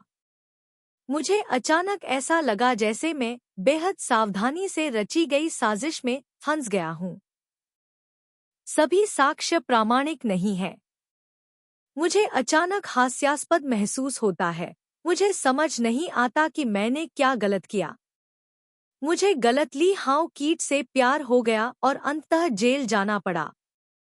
ली हाउ कीट ने सोचा कि मेरे पास अब बहस करने के लिए कुछ नहीं है, इसलिए उसने मुझे दूर धकेल दिया और प्रत्येक शब्द को ठंडे स्वर में कहा, तुम्हें बताओ टोंग डुयेन खान, अगर इस बार टीयू मिन होता है तो कोई बात नहीं, मैं तुम्हें बाकी का समय खर्च करवा दूंगा जेल में आपका जीवन।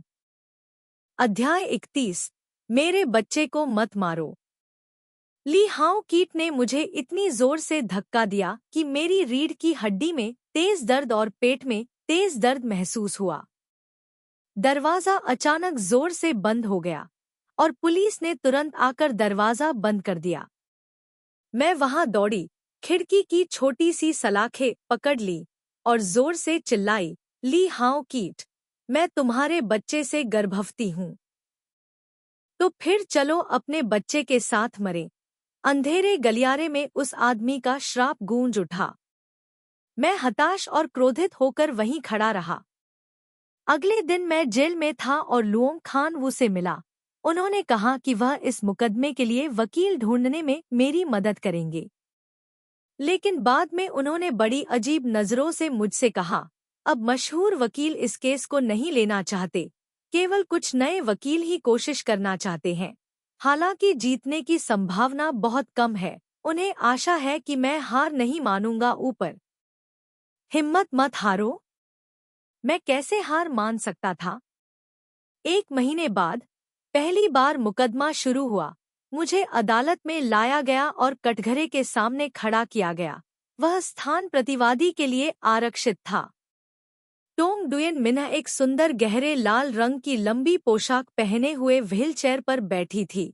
उसके लंबे बाल एक बहुत ही आकर्षक बन में बंधे थे और सुंदर मेकअप किया हुआ था। और मैं जेल की पोशाक पहने हुए था। मेरा चेहरा भूरा था। यह ऐसा है मानो अब से 2 अलग-अलग जिंदगियों को रोशन करना शुरू कर रहा हो। लुओंग खान वू ने जिस युवा वकील को मेरी मदद करने के लिए आमंत्रित किया था, वह स्पष्ट रूप से अनुभवहीन था, इसलिए जब पहली बार दूसरे पक्ष के वकील ने उससे कुछ सवाल पूछे, तो वह अवाक रह गया और जवाब देने में असमर्थ हो गया। परिणाम मेरी अपेक्षा से भिन्न नहीं था। मुझ पर जानबूझकर चोट पहुंचाने का आरोप लगाया गया और 1.5 साल जेल की सजा सुनाई गई। फैसला सुनाए जाने के बाद मैं संतुष्ट नहीं हुआ और अपील करने के लिए कहा, लेकिन कुछ समय बाद ही अपील खारिज कर दी गई। मुझे सच में जेल जाना पड़ेगा। उस समय मेरा पेट धीरे धीरे प्रकट हुआ। मुझे लगा कि मेरे पेट में कोई जान है। मैंने जेल अधिकारियों से पहली बात कही, मैं गर्भवती हूँ। महिला जेल अधिकारी ने मेरी शर्ट ऊपर उठाई, मेरे थोड़े से उभरे हुए पेट को देखा और जांच के लिए मेरा गर्भावस्था परीक्षण किया। यह निर्धारित करने के बाद कि मैं गर्भवती हूँ, महिला जेल अधिकारी ने मुझे एक ही कोठरी में बंद कर दिया। फिर वह अपने वरिष्ठों को रिपोर्ट करने गई। उस समय मैंने मूल रूप से सोचा था कि बच्चे के जन्म की सुविधा के लिए मुझे किसी बाहरी अस्पताल में रोका जा सकता है। लेकिन अप्रत्याशित रूप से उस रात, जब मैं ऊँघ रहा था, अचानक कई लोग मेरे कमरे में घुस आए। मुझे एक ही बिस्तर से बांध दिया, जिसे उन्होंने अंदर धकेल दिया था। मेरे पैर बिस्तर के दोनों ओर बंधे थे। उसे लगा कि कुछ गड़बड़ है। मदद के लिए जोर से, लेकिन एक भी व्यक्ति नहीं आया। मैंने जितना हो सके संघर्ष किया। जो लोग आए उनमें से 4 ने मेरे हाथ और पैर कसकर पकड़ लिए और एक ने मेरे निजी क्षेत्र की ओर गर्भपात का उपकरण रख दिया।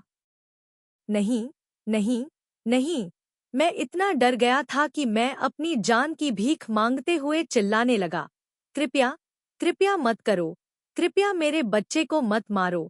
लेकिन वह व्यक्ति फिर भी नहीं रुका, सीधे चाकू मारता रहा। आह, दर्दनाक। दर्द हजारों चाकुओं से वार किए जाने जैसा है। मैंने चिल्लाकर कहा। कोठरी का दालान मेरी चीखों से गूंज उठा। मुझे अपने गर्भाशय में गर्भपात कुंडल काम करते हुए महसूस हुआ। तभी कुछ बाहर आया। मुझे नफरत है। गर्भपात की पूरी प्रक्रिया में लगभग आधे घंटे का समय लगता है। मैं चिल्लाती रही और संघर्ष करती रही। जब यह सब खत्म हो गया तो मेरा पूरा शरीर इतना थक गया था कि मुझमें कोई ताकत नहीं बची थी और मेरी जेल की पतली वर्दी मेरे पसीने से भीग गई थी। उन्होंने मुझे बंधन मुक्त किया और वापस कोठरी में बिस्तर पर लिटा दिया। जब वे जाने लगे तो दर्द के बावजूद मैंने उनका पीछा किया। उनमें से एक ने मुझे जेल में धकेलने के लिए बहुत जोरदार बल का प्रयोग किया। दरवाजा थप्पड़ की आवाज के साथ बंद हो गया। मैंने उनमें से केवल एक व्यक्ति को यह कहते हुए सुना, हमें हृदयहीन होने के लिए दोष न दें। यदि आप हैं तो किसी ऐसे व्यक्ति को अपमानित करने के लिए खुद को दोषी ठहराएं जिसे नाराज नहीं किया जाना चाहिए। आपको अपमान नहीं करना चाहिए। मैंने फुसफुसाया। ली हाउ कीट के अलावा मैं किसी और के बारे में नहीं सोच सकता। मैं अपने हाथों से अपना पेट पकड़कर जमीन पर घुटनों के बल बैठ गई। उसने मेरे बच्चे को मार डाला। पिछले 12 सालों के हमारे प्यार के बारे में सोच ही अचानक नफरत में बदल गया। अध्याय 32 ली हाउ कीट, मैं तुमसे नफरत करता हूँ। अगली सुबह मुझे जेल अधिकारियों ने काम पर जाने के लिए जगाया। जैसे ही मेरी आंखें खुली मैंने तुरंत जेल अधिकारी को पकड़ लिया और कहा, मेरे बच्चे, कल कोई मेरे बच्चे को मारने आया था। जेल अधिकारी ने एक पल के लिए मेरी ओर देखा। क्या तुम पागल हो? मैं पागल नहीं हूँ, मैं स्पष्ट करता हूँ। लेकिन कल रात वे लोग जो बेसिन लाए थे उसने मेरे पेट से बहने वाली सारी चीजें छीन ली। मैंने अपना सिर नीचे किया और देखा कि मेरी पैंट अभी भी खून से सनी हुई थी। मैंने खून के धब्बे की ओर इशारा किया और जेल अधिकारी से कहा, यहाँ, यह कल रात छोड़ा गया खून का दाग है। जेल अधिकारी ने खाली आंखों से मेरी ओर देखा। हम सभी महिलाएं हैं। जब हमारे मासिक धर्म की बात आती है तो हमें इसके बारे में पहले ही बात करनी चाहिए, चाहे मैंने कुछ भी कहा हो। जेल अधिकारियों ने मुझ पर विश्वास नहीं किया। इसके अलावा उन्होंने मेरे लिए काम पर जाने की भी व्यवस्था की। जब मैंने काम खत्म किया तो मैं अपनी कोठरी में लौटना चाहता था, लेकिन एक जेल अधिकारी ने मुझे रोक दिया और भीड़ भरी कोठरी की ओर इशारा करते हुए कहा, आज से तुम इसी कमरे में रहोगे। मुझे अचानक एहसास हुआ कि मैं कल की तरह अच्छी परिस्थितियों वाली कोठरी में बंद नहीं रहूंगा। शायद ऐसा इसलिए है क्योंकि किसी ने पहले से ही सब कुछ व्यवस्थित कर दिया था। जैसे ही मैं भीड़ भरी कोठरी में दाखिल हुआ, वहां कई मोटी औरतें थीं, जिनमें से एक ने मेरे बाल पकड़ लिए और पूछा, कल रात किसी ने जोर से चिल्लाकर मेरी रात की अच्छी नींद को जगा दिया। वह तुम ही थे, है ना? नहीं, मुझे लगा कि कुछ गड़बड़ है, और जब मैं इनकार करने ही वाला था तो मेरे चेहरे पर एक तमाचा पड़ा। उसके बाद कई महिलाएं आईं और मुझे दीवार के कोने पर दबा दिया, मुझे पीटा और लातें मारी। मेरा पूरा शरीर सिकुड़ गया। तभी मुझे पीट रहे लोगों में से एक को यह कहते हुए सुना, उसे विशेष स्वीकृति प्राप्त है, इसलिए आप उसे जब तक चाहें मार सकते हैं, जब तक आप उसे नहीं मारते। मेरा दिल ठंडा हो गया है। ली हाउ कीट, ली हाउ कीट, तुम बहुत घृणित हो। पतझड़ वसंत में बदल गया। 1.5 साल की सजा आखिरकार खत्म हो गई। मेरा पूरा शरीर नए घावों और पुराने निशानों से भरा हुआ था। जेल के गेट के सामने खड़े होकर मेरे शरीर पर चमक रही तेज धूप, थोड़े से दर्द ने मुझे वास्तविकता को और अधिक स्पष्ट रूप से महसूस करने में मदद की। खान, वापस स्वागत है। जब मैं आज़ादी का एहसास करने के लिए अपना सिर उठा रहा था तो अचानक एक परिचित और जानी पहचानी आवाज़ मेरे कानों में पड़ी। यह लुओंग खान वो है। 1 साल से अधिक समय से उसे नहीं देखा है। हल्के रंग का सूट पहने हुए वह परिपक्व सुंदरता का परिचय दे रहा है। जहां तक मेरी बात है, जेल में 1.5 साल तक गैर मानवीय जीवन जीने के कारण मैं काफी पतली हो गई हूँ। मेरे बाल सुनहरे हो गए हैं और मेरी त्वचा बेजान हो गई है। उसके बगल में खड़े होने से मुझे बहुत अंधेरा और बिना किसी आकर्षण के महसूस होता है। मेरी बदसूरत शक्ल के कारण लुओंग खान वू का मेरे प्रति रवैया नहीं बदला। उन्होंने दयालुता और विनम्रता से मेरे लिए यात्री कार का दरवाजा खोला। शुरुआती वसंत में मौसम अभी गर्म होना शुरू ही हुआ था, लेकिन अभी भी थोड़ा ठंडा था, इसलिए मेरी खातिर उसने एयर कंडीशन को पहले से ही वार्म मोड पर चालू कर दिया। मैं कार में बैठ गया। पहले से हार्ड कंपा देने वाली ठंड धीरे धीरे गर्म हो रही थी। सौभाग्य से मैंने लंबी बाजू वाली शर्ट पहनी थी ताकि मैं अपने शरीर पर घावों को छिपा सकूं। पूरे रास्ते लुओंग खान वो मुझसे सॉरी कहता रहा। उन्होंने कहा पिछले 1.5 साल से उनका जीवन ठीक से नहीं चल रहा है। अंत में मेरी मदद न कर पाने के लिए वे हमेशा खुद को दोषी मानते हैं। मैंने उसे अजीब नजरों से देखा, बल्कि मुझे और भी ज्यादा शर्मिंदगी महसूस हुई। यह सब मेरे परिवार के बारे में है। मैं हमेशा तुम्हारे बारे में ऐसा ही सोचता हूँ और मैं बहुत प्रभावित हूँ। मैंने फोन खोलते हुए कहा। नवीनतम संदेश खोंग थान का है। उसने कहा कि उसे कुछ करना है और वह घर नहीं आ सकती, इसलिए उसने लुओंग खान वो से मुझे लेने आने के लिए कहा। कार नीचे एक उपखंड में रुकी। लुओंग खान वो ने चाबी मेरे हाथ में दी। यह वह कमरा है जिसे मैंने आपके लिए किराए पर लिया है। मैंने सभी दैनिक आवश्यकताएं खरीदी हैं। मैं मना करने ही वाला था, लेकिन उसने आगे बढ़कर मेरा हाथ कसकर पकड़ लिया। मुझे मना मत करो, तब तक प्रतीक्षा करो जब तक तुम्हारी नौकरी स्थिर न हो जाए, फिर तुम किराया खुद चुका सकते हो। मैंने लुओंग खान वो को कृतज्ञतापूर्वक देखा और फिर मना नहीं किया। धन्यवाद, जब मैं पैसे कमाऊंगा तो मैं तुम्हें वापस भुगतान करूंगा। दरअसल मुझे वास्तव में आराम करने के लिए एक जगह की जरूरत है। वह मेरे साथ घर में आया। कमरा रोजमर्रा के बर्तनों से भरा हुआ था, यहाँ तक कि चप्पलें, शॉवर जेल और शैम्पू। लुओंग खान वो ने भी मुझे ये सब खरीदने में मदद की। अध्याय 33। उससे दोबारा मिलना। उसने मुझे बाथरूम में रोजमर्रा की वस्तुओं की ओर जाते देखा। वह पीछे खड़ा हो गया और शर्माते हुए बोला, मैंने ये चीजें कभी महिलाओं के लिए नहीं खरीदी और मुझे नहीं पता कि आप इनका उपयोग करते हैं या नहीं। यह उत्पाद किस ब्रांड का है, इसलिए मैंने कुछ ऐसे उत्पाद खरीदे जिनकी खुशबू अच्छी है। धन्यवाद। मैंने उसे सूंघने के लिए शैम्पू की बोतल खोली। सचमुच सुगंधित। उसके बाद वो मुझे खाना खाने के लिए बाहर ले गया।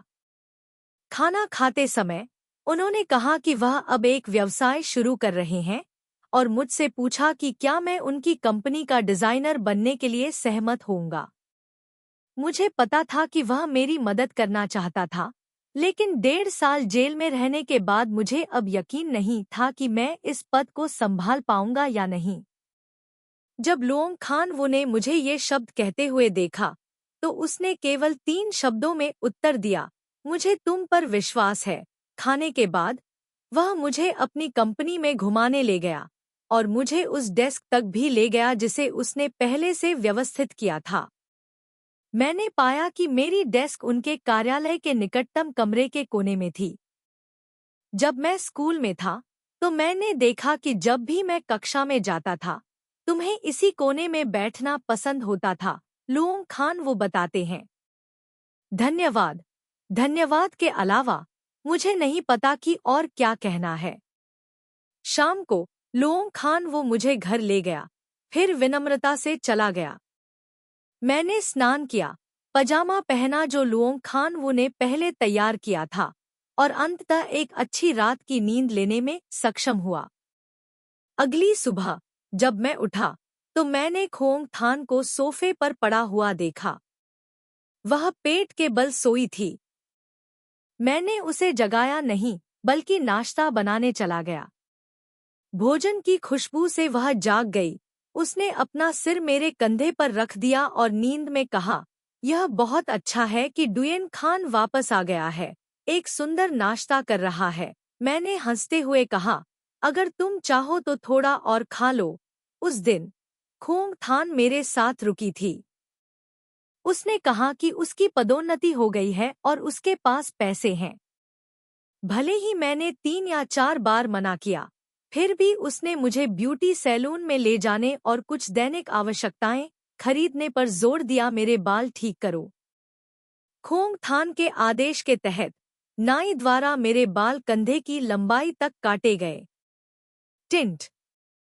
कुछ कीमोथेरेपी सत्रों के बाद मुझे ऐसा लगा जैसे मैं बिल्कुल नया व्यक्ति बन गया हूँ। अगली सुबह मैंने मेकअप लगाया और खोंग थान के निर्देशों के अनुसार कंपनी में चली गई। लुओंग खाना वो कंपनी के दरवाजे के सामने मेरा इंतजार कर रहा था। जैसे ही मैं लिफ्ट से बाहर निकला, उसकी आंखें अपने आश्चर्य को छिपा नहीं सकीं। वह बोलने से पहले बहुत देर तक स्तब्ध रह गया। आप बहुत सुंदर हैं।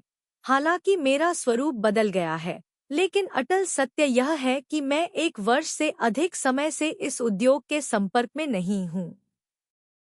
आज के तकनीकी युग में इस उद्योग का विकास सचमुच मेरी कल्पना से परे है। इसके अलावा यह बहुत मजबूती से और बहुत जोर से बढ़ रहा है। मुझे जो पहला आवेदन मिला, मैं तुरंत लुओंग खान वू के कार्यालय गया और उनसे कहा कि मैं पद बदलना चाहता हूं और एक डिजाइनर का सहायक बनना चाहता हूं। मैं अब जो हूं वह एक डिजाइनर के रूप में अपना काम करने में पूरी तरह से असमर्थ हूं। पहले तो लुओंग खान वो सहमत नहीं हुए, लेकिन फिर मेरी सज्जनता के तहत उन्होंने मुझे कंपनी के एक नए खोजे गए सुनहरे डिजाइनर एनक्यू का अनुसरण करने की व्यवस्था की।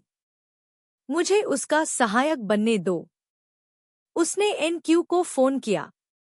एनक्यू के संपर्क समय के आधार पर मैं उसे ढूंढने के लिए एक नए खुले होटल में गया। मैं देर करने की हिम्मत नहीं करता, जल्दी से वहां पहुंचे।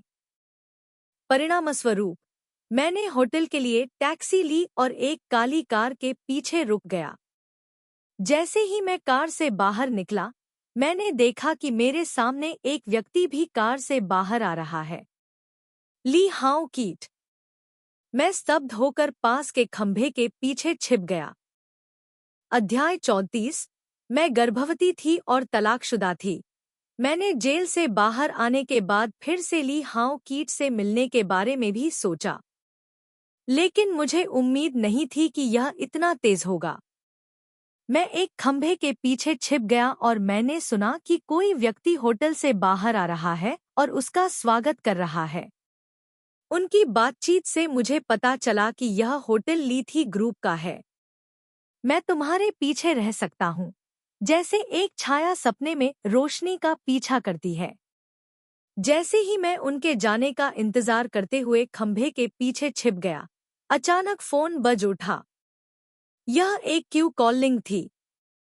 मुझमें सुनने की हिम्मत नहीं थी, इसलिए मैं केवल फोन उठा सका और होटल की लॉबी में भाग गया। जैसे ही मैंने प्रवेश किया, एनक्यू अंदर खड़ी होकर मुझे देख रही थी। यह पुष्टि करने के बाद कि मैं टोंग डुयेन खान हूँ, उसने मेरे लिए काम की व्यवस्था करना शुरू कर दिया। एक क्यू को पहली नज़र में ही पता चल गया कि वह एक बड़ी कंपनी में एक बड़ी डिजाइनर है। मैंने अभी अभी यह पद स्वीकार किया है, लेकिन उसने मुझे सहायक नहीं बल्कि नौकर माना। दस्तावेज प्राप्त करने, परियोजनाओं की जांच करने, यहाँ तक कि पानी खरीदने और कचरा फेंकने के अलावा मैं यह सब करता हूँ। हालांकि ये नौकरियां एक सहायक की जिम्मेदारियों से परे हैं, लेकिन इन कामों को करने में जेल में रहने की तुलना में कहीं अधिक खुशी है। मैं बहुत मेहनत करता हूँ। परिणामस्वरूप एनक्यू ने देखा कि मैं काम कर सकता हूँ, इसलिए उसने संकोच नहीं किया और मुझे अपने निजी काम करने में मदद करने दी। दोपहर के समय वह मुझे परियोजना का निरीक्षण करने के लिए यहीं छोड़कर खाना खाने चली गई। मैंने 12 बजे से 3 बजे तक इंतजार किया। इतनी भूख लगी है कि मेरे हाथ पैर कमजोर हो गए हैं। मैं तुरंत उसे ढूंढने के लिए बाहर निकला। जैसे ही मैं गेट से बाहर निकला, मुझे वहां अंधेरे कोने से एनक्यू की आवाज सुनाई दी। हाँ हाँ, यह सही है। मैंने सोचा कि लुओंग खान वो ने उसे कितना लाड प्यार दिया, लेकिन तकनीकी परिणाम नहीं आए, इसलिए मैंने उसे अपना सहायक बनने के लिए प्रेरित किया। मैंने उसे दबा दिया, तब तक इंतजार किया जब तक वह ऐसा नहीं कर सकती थी, और फिर खुद ही इस्तीफा दे दिया। यह सही है। वैसे भी लुओंग खान वो का पीछा करने के कारण हर महीने लाखों का नुकसान होना ठीक है, लेकिन आप एक ऐसी महिला को रिश्ते में खलल डालने कैसे दे सकते हैं जो यह नहीं जानती कि वह कहाँ से आई है। जब मैंने यह सुना तो मैं तुरंत समझ गया। एनक्यू ने मेरे साथ ऐसा व्यवहार पूरी तरह से लुओंग खान वो के कारण किया। इस सप्ताह जब मैं वापस लौटा तो लुओंग खान वो दिन में लगभग 2 या 3 बार मेरे कार्यालय आया, मेरे इनकारों को नजरअंदाज करते हुए, लेकिन पूरा ध्यान दिया, जिससे कई अन्य साथियों में नाराजगी है। लेकिन मुझे उम्मीद नहीं थी कि एक सहायक के रूप में इसका मेरे करियर पर असर पड़ेगा। मैं कदम दर कदम बाहर निकलता हूँ।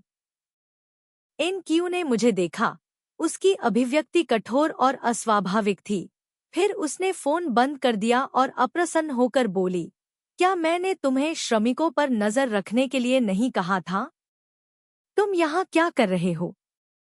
मिस एन, मैंने एक कदम आगे बढ़ाया। महाप्रबंधक लुओंग के बारे में मुझे लगता है कि आपने बहुत कुछ सोचा है। एनक्यू ने मुझे जनरल डायरेक्टर लुओंग को पुकारते हुए देखा। फिर शुरू में फैले कदम अचानक रुक गए। मैंने समझाना जारी रखा। महाप्रबंधक लुओंग ने मुझे केवल कॉलेज में उनके कनिष्ठ होने के नाते मेरे प्रति सम्मान दिखाते हुए यह नौकरी दी थी। इसके अलावा आपको मेरे साथ बिल्कुल भी व्यवहार करने की जरूरत नहीं है, क्योंकि महाप्रबंधक गवर्नर लुओंग के मन में मेरे लिए बिल्कुल भी भावना नहीं होगी। क्यों? एनक्यू को स्पष्ट रूप से इस पर विश्वास नहीं हुआ। क्योंकि मैं गर्भवती थी और तलाकशुदा थी। क्या आपको लगता है कि महाप्रबंधक लुओंग जैसा अच्छी स्थिति वाला व्यक्ति मेरे जैसी अधिक उम्र की लड़की से प्यार कर सकता है? जब मैंने अपनी बात खत्म की तो एनक्यू के चेहरे पर आश्चर्य साफ दिखाई दिया, लेकिन यह जल्द ही चेहरे पर खुशी में बदल गया। उसने मेरी बात नहीं सुनी और मुझे खाना खाने जाने दिया। कुछ घंटों बाद उसने मेरे लिए चीजों को पहले की तरह कठिन नहीं बनाया और मुझे सिखाया कि परियोजना का निरीक्षण करते समय किन बातों पर ध्यान देना चाहिए। काम खत्म होने पर शाम जब मैं होटल से बाहर निकला तो लुओंग खान वो दरवाजे पर मेरा इंतजार कर रहा था। जब उसने मुझे देखा तो उसने तुरंत अपना हाथ मेरी ओर लहराया। मैंने चारों ओर देखा और एनक्यू को नहीं पाया। भले ही वह चली गई थी, फिर भी मैं गया और लुओंग खानहवू से कहा, महानिदेशक लुओंग, मैं अपने आप से किसी विशेष मामले की उम्मीद नहीं करता। लुओंग खानवू को उम्मीद नहीं थी कि मैं ऐसा कहूँगा। वह एक पल के लिए स्तब्ध रह गया। फिर अचानक उसने मेरा हाथ खींच लिया। डुयन खान, मैंने सोचा कि अगर मैंने इतना कुछ कहा और इतना कुछ किया तो आप समझ जाएंगे। अपना दिल जीतो। जब मैं सोचने के लिए संघर्ष कर रहा था, मैंने पीछे से एनक्यू की आवाज सुनी, महाप्रबंधक लुओंग, आप यहाँ हैं। हालांकि उसकी आवाज सामान्य से अलग नहीं थी, लेकिन मैं उसमें गुस्सा सुन सकता था। अध्याय 35। मैं इस जीवन में गर्भवती नहीं हो सकती। मैंने लुओंग खानवू के हाथ से अपना हाथ खींच लिया, लेकिन इस समय एनक्यू मेरी तरफ आ गई थी। उसकी आंखें उस हाथ को घूर रही थी जिसे अभी अभी लुओंग खानवू ने पकड़ा था। आप अभी तक वापस नहीं आए? लुओंग खानवू ने एनक्यू को देखा। जैसे उसे नहीं लगा कि उसकी हरकतें गलत थी, बल्कि उसने कहा, जल्दी घर जाओ और थोड़ा आराम करो, यह उसे भगाने जैसा है। एनक्यू मुस्कुराया और सिर हिलाया। फिर मैं पहले घर जाऊंगा, अब तुम दोनों को परेशान नहीं करूंगा। जैसे ही वह मुड़कर जाने वाली थी, लुओंग खान वो ने एक और वाक्य जोड़ा, टोंग डुएन खान मेरा जूनियर है, इसलिए कृपया मुझे थोड़ी और सलाह दें। एक क्यों रुका, मेरी ओर देखा और धीरे से कहा, ठीक है, चिंता मत करो, ऐसे ही हम इधर उधर की बातें करते रहे। मैं जानता हूँ कि मैं बीच में फंस गया हूँ। जैसे ही NQ चला गया, लुओंग खान वो ने कहा कि वह मुझे खाना खाने के लिए बाहर ले जाना चाहता है। मैं सहमत हो गया। जब मैं कार में बैठा, तो मैंने उसका हाथ मजबूती से पकड़ लिया जो चाबी हिलाना चाहता था और कहा, मिस्टर वू, मुझे आपसे कुछ कहना है। ऐसा लग रहा था कि लुओंग खान वो को पता था कि मैं क्या कहना चाहता था। वह अपना मुंह खोलने ही वाला था, लेकिन मैंने आवाज उठाई और पहले बोली, मैं जेल में थी और मेरा गर्भपात हो गया था। मेरे शब्दों के कारण लुओंग खान वो जो कहना चाहता था वह वापस निगल लिया गया। मैंने उसकी ओर देखा और जेल जाने से पहले गर्भवती होने की कहानी और जेल में रहने के बाद गर्भपात के लिए मजबूर होने की कहानी सामने लाई। अंत में मैंने एक और वाक्य जोड़ा, मैं जांच के लिए अस्पताल गई थी। डॉक्टर ने कहा कि मेरा गर्भाशय क्षतिग्रस्त हो गया है और मैं जीवन में दोबारा गर्भवती नहीं हो सकती। इस कथन का अर्थ है कि मैंने उसे धोखा दिया। आखिरकार लुओंग खान वो बहुत अच्छा है, मैं उसके लायक नहीं हूँ। मुझे लगता है कि हर आदमी चाहता है कि उसका अपना एक बच्चा हो, इसलिए वह इस बात पर ध्यान दिए बिना नहीं रह सकता। उस समय मैंने वास्तव में लुओंग खान वो की संदिग्ध आंखें देखीं। मुझे लगता है मैंने सही अनुमान लगाया, लेकिन नहीं, अचानक उसने मुझे गले लगा लिया। दुयेन खान, यह पता चला कि तुम्हें जेल में बहुत कष्ट सहना पड़ा। मुझे क्षमा करें, ऐसा इसलिए है क्योंकि मैं योग्य नहीं हूँ। मैं केस जीतने में आपकी मदद नहीं कर सकता। मैंने हतप्रभ होकर उसकी ओर देखा। मिस्टर वू, मैंने कहा था कि मैं बच्चे पैदा नहीं कर सकता। यदि आप बच्चे पैदा नहीं कर सकते, तो बच्चे मत पैदा कीजिए। मुझे कोई फर्क नहीं पड़ता। लुओंग खान वो की प्रतिक्रिया मेरे विचारों से बिल्कुल अलग थी। मैं संघर्ष करते हुए उसकी बाहों से छूटा और उसकी ओर देखा। पल भर के लिए समझ नहीं आया कि क्या कहूँ। लेकिन लुओंग खान वो को भी एहसास हुआ कि वह हाल ही में मेरे साथ बहुत घनिष्ठ हो गया है, इसलिए उसने सक्रिय रूप से सुझाव दिया कि वह सप्ताहांत के बाहर मुझसे मिलने न आए। अगले दिन मैंने ली थी होटल जाना जारी रखा। जैसे ही मैंने प्रवेश किया, मैंने तुरंत NQ को होटल के प्रभारी व्यक्ति के साथ कुछ मुद्दों पर विस्तार से चर्चा करते देखा। जब मैं वहां गया, तो उसने सिर्फ एक वाक्य कहा और मुझे हाकांग से संपर्क करने के लिए कहा। हाकांग इस परियोजना के तकनीकी विभाग का प्रभारी व्यक्ति है। एक दिन के दौरान मैं इंजीनियरिंग विभाग में डिजाइन सहायक से काम करने वाले लड़के तक चला गया। कभी कभी मैं NQ को ढूंढना चाहता था ताकि बता सकूं कि कल रात क्या हुआ था, लेकिन वह मुझे नहीं मिली। दोपहर में जब भोजन आया, तो हाकांग भोजन का ऑर्डर देने के लिए सहमत हो गया, लेकिन जब चावल लाया गया, तो मुझे एहसास हुआ कि मेरा भोजन शामिल नहीं था। असहाय होकर मैं केवल बाहर खाने के लिए अपने पैसे खर्च कर सकता था। मेरे लौटने का इंतजार करते हुए NQ ने मेरी ओर इशारा किया और डांटा, टोंग डुएन खान, तुम क्या कर रहे हो? तुम्हें कुछ भी करना नहीं आता, इसलिए तुम मुझसे बुनियादी बातों से सीखने को कहते हो और फिर भी तुम आलसी हो। वह लॉबी में खड़ी थी। वहां से गुजर रहे लोगों में कार्यकर्ताओं के अलावा होटल के लोग भी थे। सभी ने इसे सुना। सभी चुटकुला देखने के मूड में थे। खाओ, मैंने उत्तर दिया। खाओ। दूसरे लोग 20 मिनट तक खा सकते हैं, लेकिन आप अकेले हैं जो 1 घंटे तक खा सकते हैं, है ना? क्या कंपनी ने आपको यहाँ इसलिए बुलाया था ताकि आप खा सकें और सो सकें? एक क्यू वहाँ खड़ी थी। उसकी छाती पर बाहें पार हो गई थी और जोर से मुझे डांट रही थी।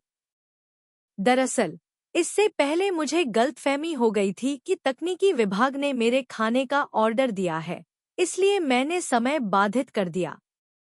मुझे पता था कि एनक्यू जानबूझकर मेरे लिए चीजें मुश्किल बना रही है, इसलिए मैं खुद को रोक नहीं सका और गुस्से में उससे कहा, किसी का पीछा करते समय आपको अपनी क्षमताओं पर भरोसा करना होगा। आपको कोई प्रतिक्रिया नहीं मिलती है। क्रोधित होने और मुझ पर हमला करने के लिए जनरल डायरेक्टर लोगों को भुगतान करना बेकार है। अध्याय 36। एक रात मेरे साथ रहो। मेरे शब्दों से एनक्यू का चेहरा पीला पड़ गया।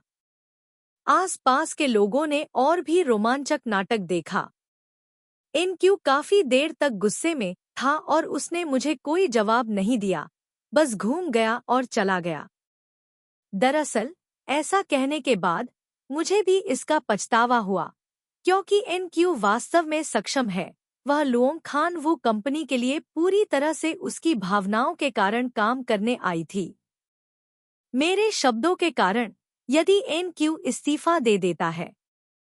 पूरी दोपहर मैंने कांग की मदद की और सोचता रहा कि क्या मुझे एनक्यू से माफी मांगनी चाहिए या नहीं। कार्यालय समय के लगभग 2 घंटे बाद मैंने अंततः वह काम पूरा कर लिया जो कांग ने मुझे सौंपा था, लेकिन मेरे कपड़े इतने गंदे थे कि मैं उन्हें अब और नहीं पहन सकता था। मैंने अपने कपड़े ठीक किए और बाथरूम में चला गया। जैसे ही वह बाथरूम के दरवाजे पर पहुंचा, कांग ने अचानक उसे पुरुषों के बाथरूम में खींच लिया। मैं जोर से चिल्लाया। वह मेरा मुंह बंद करता रहा। उसके हाथ से सीमेंट जैसी गंध आ रही थी। मैंने संघर्ष किया, सीमेंट की धूल सांस में ली और खांसी। कैन ने मुझे नजरअंदाज कर दिया और मुझे छूने लगा। छूते हुए उसने कहा, टोंग डुएन खान, तुम्हें देखो, तुम बहुत सुंदर हो, लेकिन ये काम करने से कितना नुकसान होगा। तुम एक रात के लिए मेरी सेवा करो, मैं गारंटी देती हूँ कि तुम्हें हर दिन कुछ भी नहीं करना पड़ेगा। अब से बस। उसने अभी भी बोलना समाप्त नहीं किया था, लेकिन जब मैंने दबाव डाला तो उसने अपना हाथ उठाया और पॉप ध्वनि निकाली। एक बहुत जोरदार तमाचा उसके चेहरे पर पड़ा। कांग को मेरे द्वारा तब तक पीटा गया जब तक उसका चेहरा काला नहीं हो गया।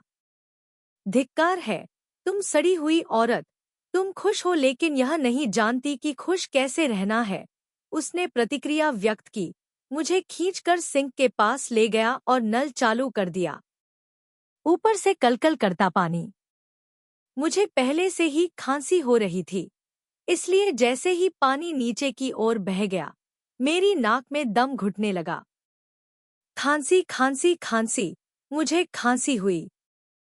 कांग हमेशा निर्माण कार्य में काम करता है, इसलिए वह बहुत मजबूत है। केवल एक हाथ से वह मेरी दोनों भुजाओं को बंद कर सकता है, जिससे मेरे लिए हिलना डुलना पूरी तरह से असंभव हो जाता है। हालांकि उसके हाथ स्थिर थे, फिर भी उसकी निचली कमर मेरी स्कर्ट के नीचे रगड़ती रही। हुन्हा, खांसी, बाहर निकलो। मैं रुक रुक कर खांसता रहा, दर्द से यह शब्द कहता रहा। मैं और कहना चाहता था लेकिन मेरे मुंह में पानी आ गया। कांग ने मेरी शक्ल देखी और बुरी तरह मुस्कुराया। चिल्लाना बंद करो, अब हर कोई घर पर है, चाहे कुछ भी हो, आज तुम मेरी हो जाओगी, तो थोड़ा और आज्ञाकारी क्यों न बनो, मुझे खुश करो, फिर कल के लिए यह आसान हो जाएगा। तुम्हें काम करना है, उसने कहा और फिर मेरी बाहों को नीचे दबा दिया, जिससे मेरा शरीर संघर्ष करने में असमर्थ हो गया। फिर उसने एक हाथ छोड़ा और अपनी बेल्ट खोलने लगा। मैंने संघर्ष करने की कोशिश की, लेकिन मैं हिल नहीं सका। जब मैंने उसकी बेल्ट और पैंट के जमीन पर गिरने की आवाज सुनी, तो मैंने सोचा कि आज मेरी बुद्धि खत्म हो जाएगी। बकवास। दरवाजा खुलने की साफ आवाज अगले कमरे से आई। इस दरवाजे के खुलने की आवाज बहुत छोटी, बहुत स्पष्ट है। मेरे कानों को वह ध्वनि बहुत स्वाभाविक लगती है। कांग लगभग स्तब्ध रह गया। उसने धीरे धीरे अपने हाथों की गतिविधियों को ढीला कर दिया और अप्रसन्नता से कहा, अरे, क्या तुमने उन सभी को दूर नहीं भगाया? मुझे सही मौका मिला। मैंने अपना सिर सिंक से उठाया और जोर से चिल्लाया, मदद करो। खांसी, खांसी, खांसी। जान बचाने के लिए मैंने दरवाजा खुला होने की आवाज सुनी। हालांकि मैं यह नहीं देख सका कि यह कौन था। मैंने महसूस किया कि कांग के हाथ मेरे हाथों के चारों ओर कसकर बंद थे और स्पष्ट रूप से हिल रहे थे। उसके बाद मैंने उसे चापलूसी करते हुए सुना, जनरल ली, यह मामला है। भाई, तुम यहाँ क्यों हो? जनरल डायरेक्टर ली संबोधन के इस तरीके से मैं केवल एक व्यक्ति के बारे में सोचता हूँ। जाने दो, मैंने पीछे से आदेश आते हुए सुना। कांग ने तुरंत मुझे जाने दिया। फिर मैंने उस आदमी की आज्ञा फिर से सुनी, बाहर निकलो। हाँ, कांग ने ज्यादा कुछ कहने की हिम्मत नहीं की, अपनी पैंट उठाई और बाहर निकल गया।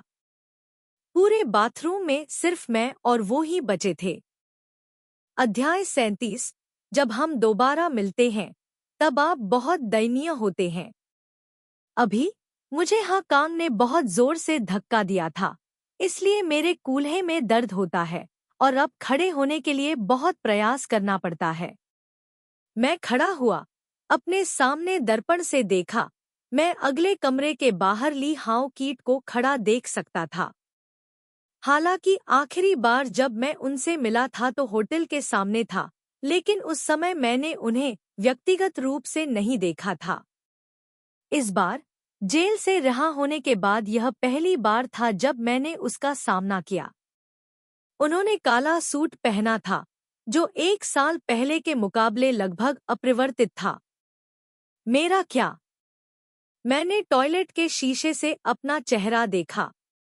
उसके बाल पानी में भीगे हुए थे और उसके चेहरे से चिपके हुए थे, गंदे थे, और उसके कपड़े निर्माण स्थल की धूल से ढके हुए थे। मुझे लगा कि हम फिर मिलेंगे, लेकिन मुझे उम्मीद नहीं थी कि हम ऐसी दयनीय स्थिति में मिलेंगे। ली हाउ कीट ने मुझे दर्पण में देखा। उसके मुंह का कोना मुड़ा हुआ था। उसकी मुस्कुराहट घृणित थी। टोंग डुयेन खान, बहुत समय से नहीं देखा। मुझे उम्मीद नहीं थी कि तुम इतने अस्त व्यस्त रूप में बदल जाओगे, घटिया। हाँ, मूल रूप से मेरा भविष्य अच्छा था, लेकिन मैं वैकल्पिक विवाह में पड़ गई। मुझे नुकसान पहुंचाने की कोशिश की गई और वैसा बनने के लिए मुझे जेल जाना पड़ा।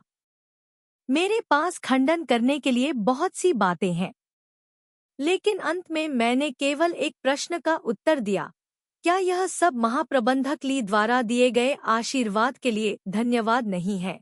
इतना कहने के बाद मैं बिना पीछे देखे वहां से चला गया। ली हाउ कीट ने भी पीछा नहीं किया। बेशक वह मेरा पीछा नहीं करेगा। आखिरकार उसके दिल में मैं वह अपराधी हूँ जिसने उसके बच्चे को मार डाला और टोंग डुयेन मिन्ह को नुकसान पहुंचाया। मैंने स्नान समाप्त किया, खिड़की के सामने खड़ा हो गया और अपने फोन पर समाचार स्क्रॉल करने लगा। ली हाउ कीट के निजी मामलों से संबंधित कोई भी समाचार कभी न पढ़े, लेकिन मुझे यह भी लगता है कि टोंग डुयेन मिन्ह और ली हाउ कीट पहले से ही शादीशुदा हैं और उनके बच्चे भी हो सकते हैं, लेकिन इन बातों का मुझसे कोई लेना देना नहीं है। अगली सुबह मैं होटल गया और सुना कि कांग को निकाल दिया गया है। मैं अचानक थोड़ा चिंतित महसूस करने लगा। मुझे निर्माण विभाग का एक कर्मचारी मिला और उसने कांग को नौकरी से निकाले जाने का कारण पूछा। तब जाकर मुझे कारण पता चला। ऐसा इसलिए था क्योंकि काम के बाद कांग ने कई बार गुप्त रूप से निर्माण सामग्री बदल दी थी, इसलिए उन्हें होटल निदेशक द्वारा खोजा गया था। यह खबर सुनकर मैं आश्चर्यचकित हुए बिना नहीं रह सका। हालांकि इस उद्योग में ऐसी चीजें बहुत बार होती हैं, लेकिन ठेकेदार द्वारा इतने बड़े प्रोजेक्ट की खोज किए जाने से यह निश्चित रूप से अपनी प्रतिष्ठा खो देगा और अब इसके लिए कोई जगह नहीं रहेगी। लेकिन ली हाओ कीट ने कभी मेरा उल्लेख नहीं किया। इससे मुझे वास्तव में आश्चर्य हुआ। आज मेरी मुख्य बात इनक्यू को स्पष्ट रूप से समझाना है। आखिरकार, एक सहायक के रूप में मेरा उद्देश्य सीखना है। दूसरा कारण यह है कि मैं ली हाओ कीट के होटल में काम नहीं करना चाहता, मैं उनसे मिलना नहीं चाहता। लेकिन जब मैं इंतजार कर रहा था, ली हाओ कीट फिर से आए। मैं घबरा गया और कहीं और छुप गया। लेकिन कुछ ही समय बाद प्रभारी व्यक्ति मुझे मिला और पूछा, इन क्यों कहाँ है? मैंने नींद से अपना सिर हिलाया। प्रभारी व्यक्ति ने चारों ओर देखा और कहा, महाप्रबंधक ली पूरे हॉल का डिजाइन देखना चाहते हैं, इसलिए उन्हें समझाने के लिए किसी की आवश्यकता है। क्या आप इन क्यू के सहायक नहीं हैं? तो आओ और समझाओ, यह वास्तव में मेरे लिए मुश्किल बना रहा है।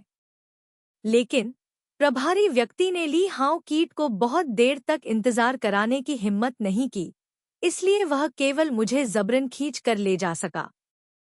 होटल की ऊपरी मंजिल मूल रूप से पूरी हो चुकी थी, इसलिए प्रभारी व्यक्ति मुझे होटल के सम्मेलन कक्ष में ले गया। जब मैं अंदर गया तो प्रोजेक्टर पर डिजाइन दिखाया गया। बस मेरे प्रस्तुतिकरण का इंतजार कर रहा हूँ। सच कहूँ तो यह पहली बार है जब मैंने कोई वास्तविक फोटो डिजाइन देखा है, इसलिए मैं इस काम में इन क्यू की प्रशंसा किए बिना नहीं रह सकता। संपूर्ण रंग डिजाइन बहुत सामंजस्यपूर्ण है। ऊपर देखना बेहद आरामदायक है। ली हाओ कीट एक काले चमड़े की कुर्सी पर बैठे थे। मुझे देखकर उनका चेहरा थोड़ा आश्चर्यचकित हुआ। उसने एक शब्द भी नहीं कहा, मानो वह मेरी प्रस्तुति का इंतजार कर रहा हो।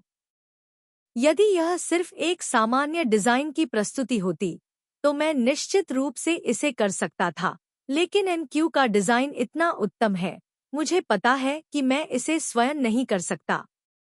मैं वहां निश्चल खड़ा रहा, ली हाओ कीट के प्रति ईमानदार रहते हुए। जनरल डायरेक्टर ली, मैं सिर्फ एक डिजाइन सहायक हूँ। मैंने कभी भी पूरी परियोजना डिजाइन प्रक्रिया में भाग नहीं लिया है। अब मैं आपको प्रमुख से संपर्क करने में मदद करूंगा।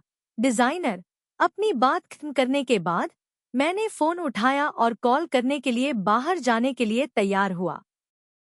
अध्याय 38। कुत्ते के पिंजरे में बंद होकर मैं अभी 2 कदम ही चला था कि मैंने पीछे से ली हाओ कीट की आवाज सुनी, जाने की जरूरत नहीं है। फिर प्रभारी व्यक्ति से कहा, चले जाओ, किसी अन्य डिजाइन कंपनी में बदलाव करो। किस पर आधारित? मैंने कभी उम्मीद नहीं की थी कि ली हाओ कीट अचानक ऐसा कहेंगे। हालांकि मुझे नहीं पता कि उसने अपना मन क्यों बदला। मुझे यकीन है कि इन सब का संबंध मुझसे है। वह मुझसे नफरत करते हैं, इसलिए उन्होंने अपना गुस्सा इस प्रोजेक्ट पर निकाला। ली हाओ कीट खड़े हुए, अपनी बनियान की जेब से सिगरेट का एक डिब्बा निकाला और फिर दूसरी सिगरेट निकाली। आग जलाओ, एक सांस लें और फिर धीरे से कहें, अगर कोई कंपनी किसी कर्मचारी को काम पर रखने से पहले यह नहीं सोचती कि वह कर्मचारी अपनी पृष्ठभूमि छिपा रहा है या नहीं, तो मेरे पास कंपनी की व्यावसायिकता पर संदेह करने के पर्याप्त कारण हैं। मैं छुप नहीं रहा हूँ। जैसी की आशा थी, वैसी ही आशा थी कि इसका लक्ष्य मुझ पर था। फिर यह और भी अधिक गैर पेशेवर है। एक महिला जानबूझकर दूसरों को घायल कर रही है। एक अन्य महिला के बच्चे की हत्या कर रही है। एक महिला जो जेल में है और उन्होंने भी स्वीकार किया है। ली हाओ कीट ने फिर भी बोलना समाप्त नहीं किया, लेकिन उसमें मुख्य किरदार बना दिया। कहानी उलझी हुई। जैसे ही प्रभारी व्यक्ति ने सुना कि मैं ऐसा व्यक्ति हूँ, उसने तुरंत कहा, महाप्रबंधक ली, मैं इस मामले के बारे में वो फोंग डिजाइन के लोगों से संपर्क करूंगा। वो फोंग डिजाइन लुओंग खान वू की कंपनी है। असंभव।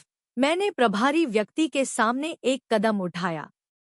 भले ही मुझे इससे नफरत थी, भले ही मेरे पास दिल नहीं था, फिर भी मैंने कहा, मैंने अपनी नौकरी छोड़ दी। अगर मैं अपनी नौकरी छोड़ दूं तो कोई बात नहीं। मैं जानता हूं कि ली हाओ कीट मुझे पीड़ा देना चाहता है। मैं अपना सिर उठाने में सक्षम नहीं होना चाहता। अब जब उसने देखा कि मेरे पास नौकरी है, तो वह निश्चित रूप से बहुत निराश है। मैं अपनी खातिर लुओंग खान वो को शामिल नहीं कर सकता। ली हाओ कीट ने मेरी ओर देखा और कुछ नहीं कहा। मैं वहीं खड़ा रहा, फोन उठाया और लुओंग खान वो को फोन किया। जल्दी से कहा, जनरल डायरेक्टर लुओंग, मैं अब इस्तीफा देना चाहता हूँ। बोलने के बाद लुओंग खान वो द्वारा उनसे सवाल किए जाने का इंतजार किए बिना उन्होंने जल्दी से फोन बंद कर दिया। फिर उन्होंने फोन अपनी जेब में रखा और ली हाओ कीट की ओर झुके। जनरल डायरेक्टर ली, मैंने वो फॉर्म डिजाइन कंपनी से इस्तीफा दे दिया है। अब मेरा इस कंपनी से कोई लेना देना नहीं है। इस प्रोजेक्ट से भी मुझे आशा है। असंबंधित लोगों से बदला मत लो क्योंकि तुम मुझसे नफरत करते हो। अपनी बात खत्म करने के बाद मैं मुड़ा और चला गया। मेरी जेब में रखा फोन हिलता रहा। मुझे पता था कि यह लुओंग खान वू का फोन था, लेकिन मैंने उठाने की हिम्मत नहीं की। उस रात मैं उस अपार्टमेंट में नहीं लौटा जो लुओंग खान वू ने मेरे लिए किराए पर लिया था, बल्कि थी डैन पार्क चला गया। मुझे झील के किनारे एक बेंच मिली और मैं लेट गया। शुरुआती वसंत में मौसम बहुत ठंडा था। मैं सिकुड़ गया था। ठंडी हवा मेरे चेहरे पर चल रही थी, जिससे मैं सो नहीं पा रहा था, लेकिन इसके विपरीत मैं बेहद सतर्क था। मुझे किसी ने मार डाला। जेल में उसे धमकाया जाता था, कुत्ते के पिंजरे में बंद कर दिया जाता था, कुत्ते का खाना खाया जाता था, कुत्ते का भौंकना सीखा जाता था और बात न मानने पर पीटा जाता था। सर्दियों में कंबल और गद्दे पर ठंडे पानी के छींटे पड़ जाते हैं, इसलिए उस पर सोना असंभव है। अभी तो ढेर सारे और भी हैं। अब पीछे मुड़कर देखने पर मुझे सचमुच नहीं पता कि मैं इतना धैर्यवान कैसे हो सका। जब मैं आधी जाग रही थी, मुझे अपना शरीर गर्म महसूस हुआ, मानो मुझ पर कोई कोट डाल दिया गया हो।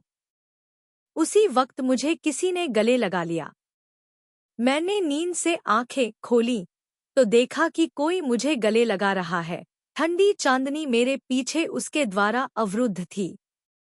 मिस्टर लोंग खान वह आकृति मैंने पहचान ली। उसने मुझे गले लगाया और आत्मीयता से कहा, तुम यहाँ क्यों सो रहे हो? मुझे तुम्हें हर जगह ढूंढने दो। उसकी आवाज इतनी गर्म थी कि उसने मेरे ठंडे शरीर को गर्म करने में बहुत मदद की। मैं, ठीक है, सो जाओ, मैं तुम्हें घर ले जाऊंगा। मुझे घर ले चलो। मेरे पास घर क्यों है? मेरे पास घर नहीं है। लेकिन यह शब्द मुझे बहुत गर्मजोशी का एहसास कराता है। वह मुझे कार में ले गया, सपने देखता रहा और बिना एहसास हुए ही सो गया। अध्याय 39, पैसे के लिए अपराध करना। अगले दिन मैं दलिया की गंध से उठा। मैंने लगभग एक दिन से कुछ नहीं खाया है और मेरा गला पहले से ही सूख रहा है। मैंने चारों ओर देखा। इस जगह का डिजाइन स्पष्ट रूप से एक अकेले आदमी का था, इसलिए मैंने पता लगाया कि यह जगह कहाँ है। मैं उठना चाहता था, लेकिन जैसे ही मैंने खुद को ऊपर उठाया तो मुझे लगा कि दुनिया घूम रही है। फिर से बिस्तर पर लेट जाओ। इसी समय दरवाजा अचानक खुला। लोंग खान वो दरवाजे के सामने खड़ा था। उसके हाथ में एक छोटी प्लेट थी, जिसके ऊपर दलिया का एक कटोरा और सब्जियों की एक छोटी प्लेट थी। उसने मुझे देखा, तुरंत खाना बिस्तर के सिरहाने वाली मेज पर रख दिया। उसने मेरी मदद की। चूंकि तुम्हें बहुत चक्कर आ रहा है, तो तुम कहाँ जाना चाहती हो?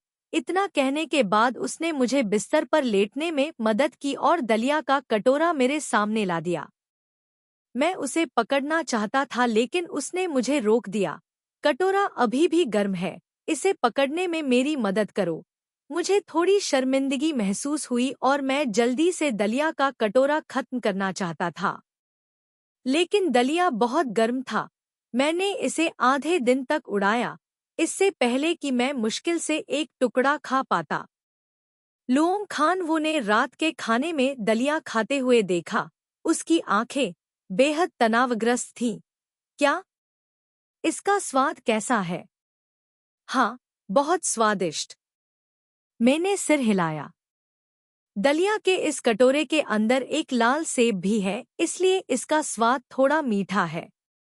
मेरी तारीफ से लुओंग खान वो को राहत मिली। यह अच्छा है। यह पहली बार है कि मैंने इसे किसी और के लिए बनाया है। मुझे डर है कि यह आपके स्वाद के अनुरूप नहीं होगा। लुओंग खान वो की देखभाल और चिंता पाकर मुझे दोषी महसूस हुआ। आखिरकार, कल रात मैंने उसे एक बड़ा प्रोजेक्ट लगभग गवा दिया। जब मैं दलिया खा रहा था और मुझे नहीं पता था कि क्या कहना है, तो मैंने लुओंग खान वो को यह कहते हुए सुना, हमने उस परियोजना को छोड़ दिया है, इसलिए आपको चिंता करने की जरूरत नहीं है। बस निश्चिंत रहें और कंपनी में काम पर वापस जाएं। उनके शब्दों ने मुझे आश्चर्यचकित कर दिया। आपका क्या मतलब है? अर्थ बिल्कुल शब्दों जैसा है। लुओंग खान वो ने मुझे गतिहीन चम्मच पकड़े हुए देखा और तुरंत उसे मुझे खिलाना चाहा। मैं घबराकर पीछे हट गया और पूछा, आप क्या सुझाव देते हैं? तो मुआवजा। यह कंपनी का व्यवसाय है। आपको इसके बारे में चिंता करने की जरूरत नहीं है। लुओंग खान वो ने ऐसे कहा मानो यह बहुत हल्की बात हो। लेकिन मैं जानता हूँ, उन्होंने मुआवजा खुद ही चुकाया होगा। इतने बड़े प्रोजेक्ट के लिए मुआवजा निश्चित तौर पर बहुत ज्यादा होगा। मैं जानता हूँ कि लुओंग खान वो कोई महान युवा गुरु नहीं है। उनके पास अब जो कुछ भी है वह इसलिए है क्योंकि उन्होंने इसे हासिल करने के लिए कड़ी मेहनत और संघर्ष किया है। कोई जरूरत नहीं है। मैं खुद को दोषी महसूस करने से नहीं रोक सका। मैं ली हाओ कीट को ढूंढूंगा ताकि हम दोनों सहयोग करना जारी रख सकें। आपको वास्तव में मेरी वजह से इतनी बड़ी परियोजना और इतनी बड़ी रकम नहीं खोनी पड़ेगी। यह वास्तव में इसके लायक नहीं है। इतना कहने के बाद मुझे ली हाओ कीट को कॉल करने के लिए फोन मिला। लुओंग खान वो ने अपना हाथ उठाया और मुझसे फोन लेते हुए कहा, यह इसके लायक है। जब तक मैं तुम्हें अपने पास रख सकता हूँ, सब कुछ इसके लायक है। उनका स्वर बहुत दृढ़ है। मैंने उसकी ओर देखा। उसकी आंखों की स्थिरता मुझे बेहद गर्म महसूस करा रही थी, दलिया के इस कटोरे से भी अधिक गर्म।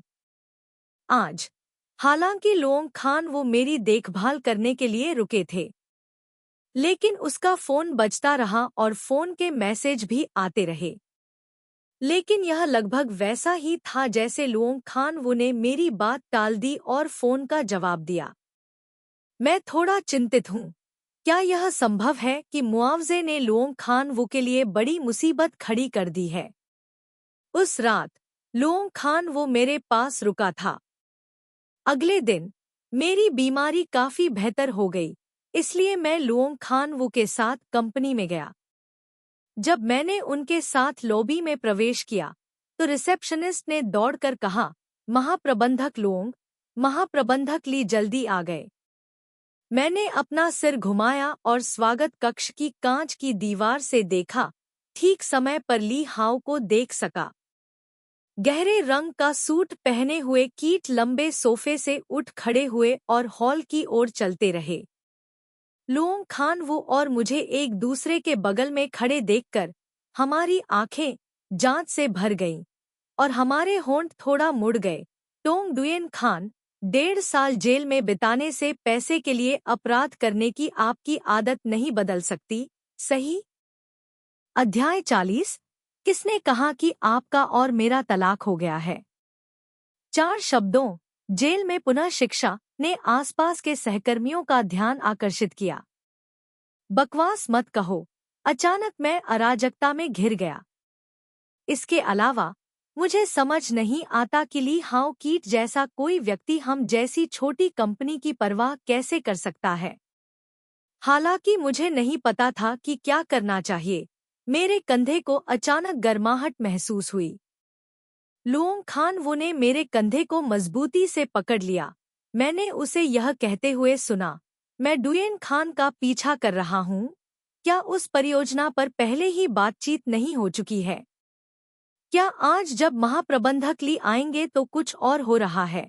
एक नम्र शब्द इस मामले को खत्म कर सकता है। इसके अलावा उन्होंने अब जो कहा वह उनके सहयोगियों के सामने था।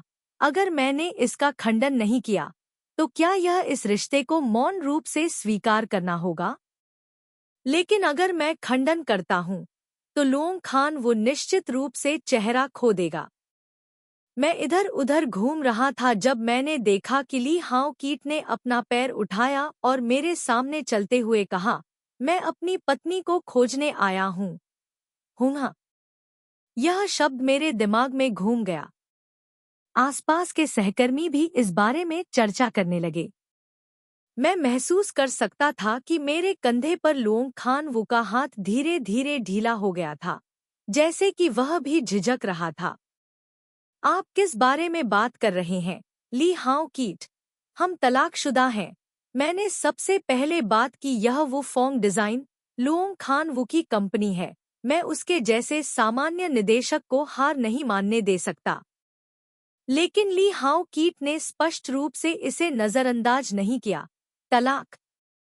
किसने कहा कि आप और मैं तलाकशुदा हैं? मैं चकित रह गया। ली हाओ कीट ने आगे बढ़कर मेरा हाथ पकड़ लिया। वह मुझे लुओंग खान वो की बाहों से बाहर निकालना चाहता था, लेकिन मैं थोड़ा भी नहीं हिला। मैंने उसकी ओर देखा। ली हाओ कीट, हमारा रिश्ता ऐसा ही है। आप एक तरफा तलाक का प्रस्ताव कैसे नहीं दे सकते? मुझे एक तरफा तलाक का प्रस्ताव क्यों देना होगा? ली हाओ कीट ने मेरी ओर देखा। उसकी आंखें उपहास से भरी थी। मैं जानता हूँ, अगर मैंने और पूछा तो मैं उसके जाल में फंस जाऊंगा। जबकि मुझे नहीं पता था कि क्या करना है। लुओंग खान वो ने मेरे कंधे को थपथपाया। तुम पहले मेरे कार्यालय जाओ, मुझे यहीं छोड़ दो, बस यही हो सकता है। लेकिन ली हाओ कीट के शब्दों ने मेरे सहकर्मियों को मेरी और अलग नजरों से देखने पर मजबूर कर दिया। आपके शब्दों से ऐसा लगता है जैसे मैं एक विवाहित महिला हूँ, लेकिन मैंने लुओंग खान वो को धोखा दिया और यहाँ तक कि आपको भी बहकाया। उसके बाद लुओंग खान वो बिना पीछे देखे बाहर चला गया। पूरे दिन मुझे अपने सहकर्मियों से विशेष ध्यान मिला। दूर की आंखों और घृणित स्वर के अलावा अधिक महत्वपूर्ण बात यह है कि जब मैं बाहर जाने से लौटा तो मुझे पता चला कि कॉफी टेबल टूट गई थी, कीबोर्ड निष्क्रिय हो रहा है, या फाइल कैबिनेट खोलते समय तिलचट्टों का एक झुंड उड़ जाता है। उस वक्त मैं सचमुच बहुत डर गया था, लेकिन मैंने अपने नाखूनों से अपनी त्वचा पर वार किया, जिससे मैं चिल्लाने के लिए नहीं बल्कि शांति से उन तलियों को दूर भगाने के लिए मजबूर हो गई। टोंग डुएन खान, तुम पागल हो, यह एक कॉकरोच है। तब तक पूरी कंपनी कॉकरोच बन जाएगी। क्या आप जिम्मेदारी ले सकते हैं? मुझे हर जगह कॉकरोच फेंकते देख एक सहकर्मी तुरंत असंतुष्ट हो गया। मैंने उसकी ओर देखा, जिसने भी इसे अंदर आने दिया। जाओ उस व्यक्ति को ढूंढो, इसका मुझसे कोई लेना देना नहीं है। दरअसल उस वक्त मेरी आंखें लाल थी। मैंने बात खत्म की और फोन उठाया और बाहर चला गया। दरवाजे पर मैंने अक्सर लुओंग खान वो को थोड़ा थका हुआ महसूस करते हुए लिफ्ट से बाहर आते देखा, लेकिन जब उसने मुझे देखा तो वह तुरंत उत्साही नज़र में बदल गया और मुझे खींचने के लिए पूछा, क्या गलत है? क्या उन्होंने आपसे कुछ कहा? पास नहीं है। मैंने अपना सिर ऐसे हिलाया जैसे कुछ हुआ ही न हो और पूछा, ली हाओ कीट ने तुम्हें क्या बताया? कुछ नहीं। लुओंग खान वो ने अपना हाथ उठाया, मेरे थोड़े उलझे हुए बालों को सहलाया और गर्मजोशी से कहा, आज हमने कर्मचारियों के सामने अपने रिश्ते को स्पष्ट कर दिया है। आप इस बॉस के लिए चेहरा नहीं बचाना चाहते हैं, क्या आप? मैं जानता था कि वह विषय बदल रहा है।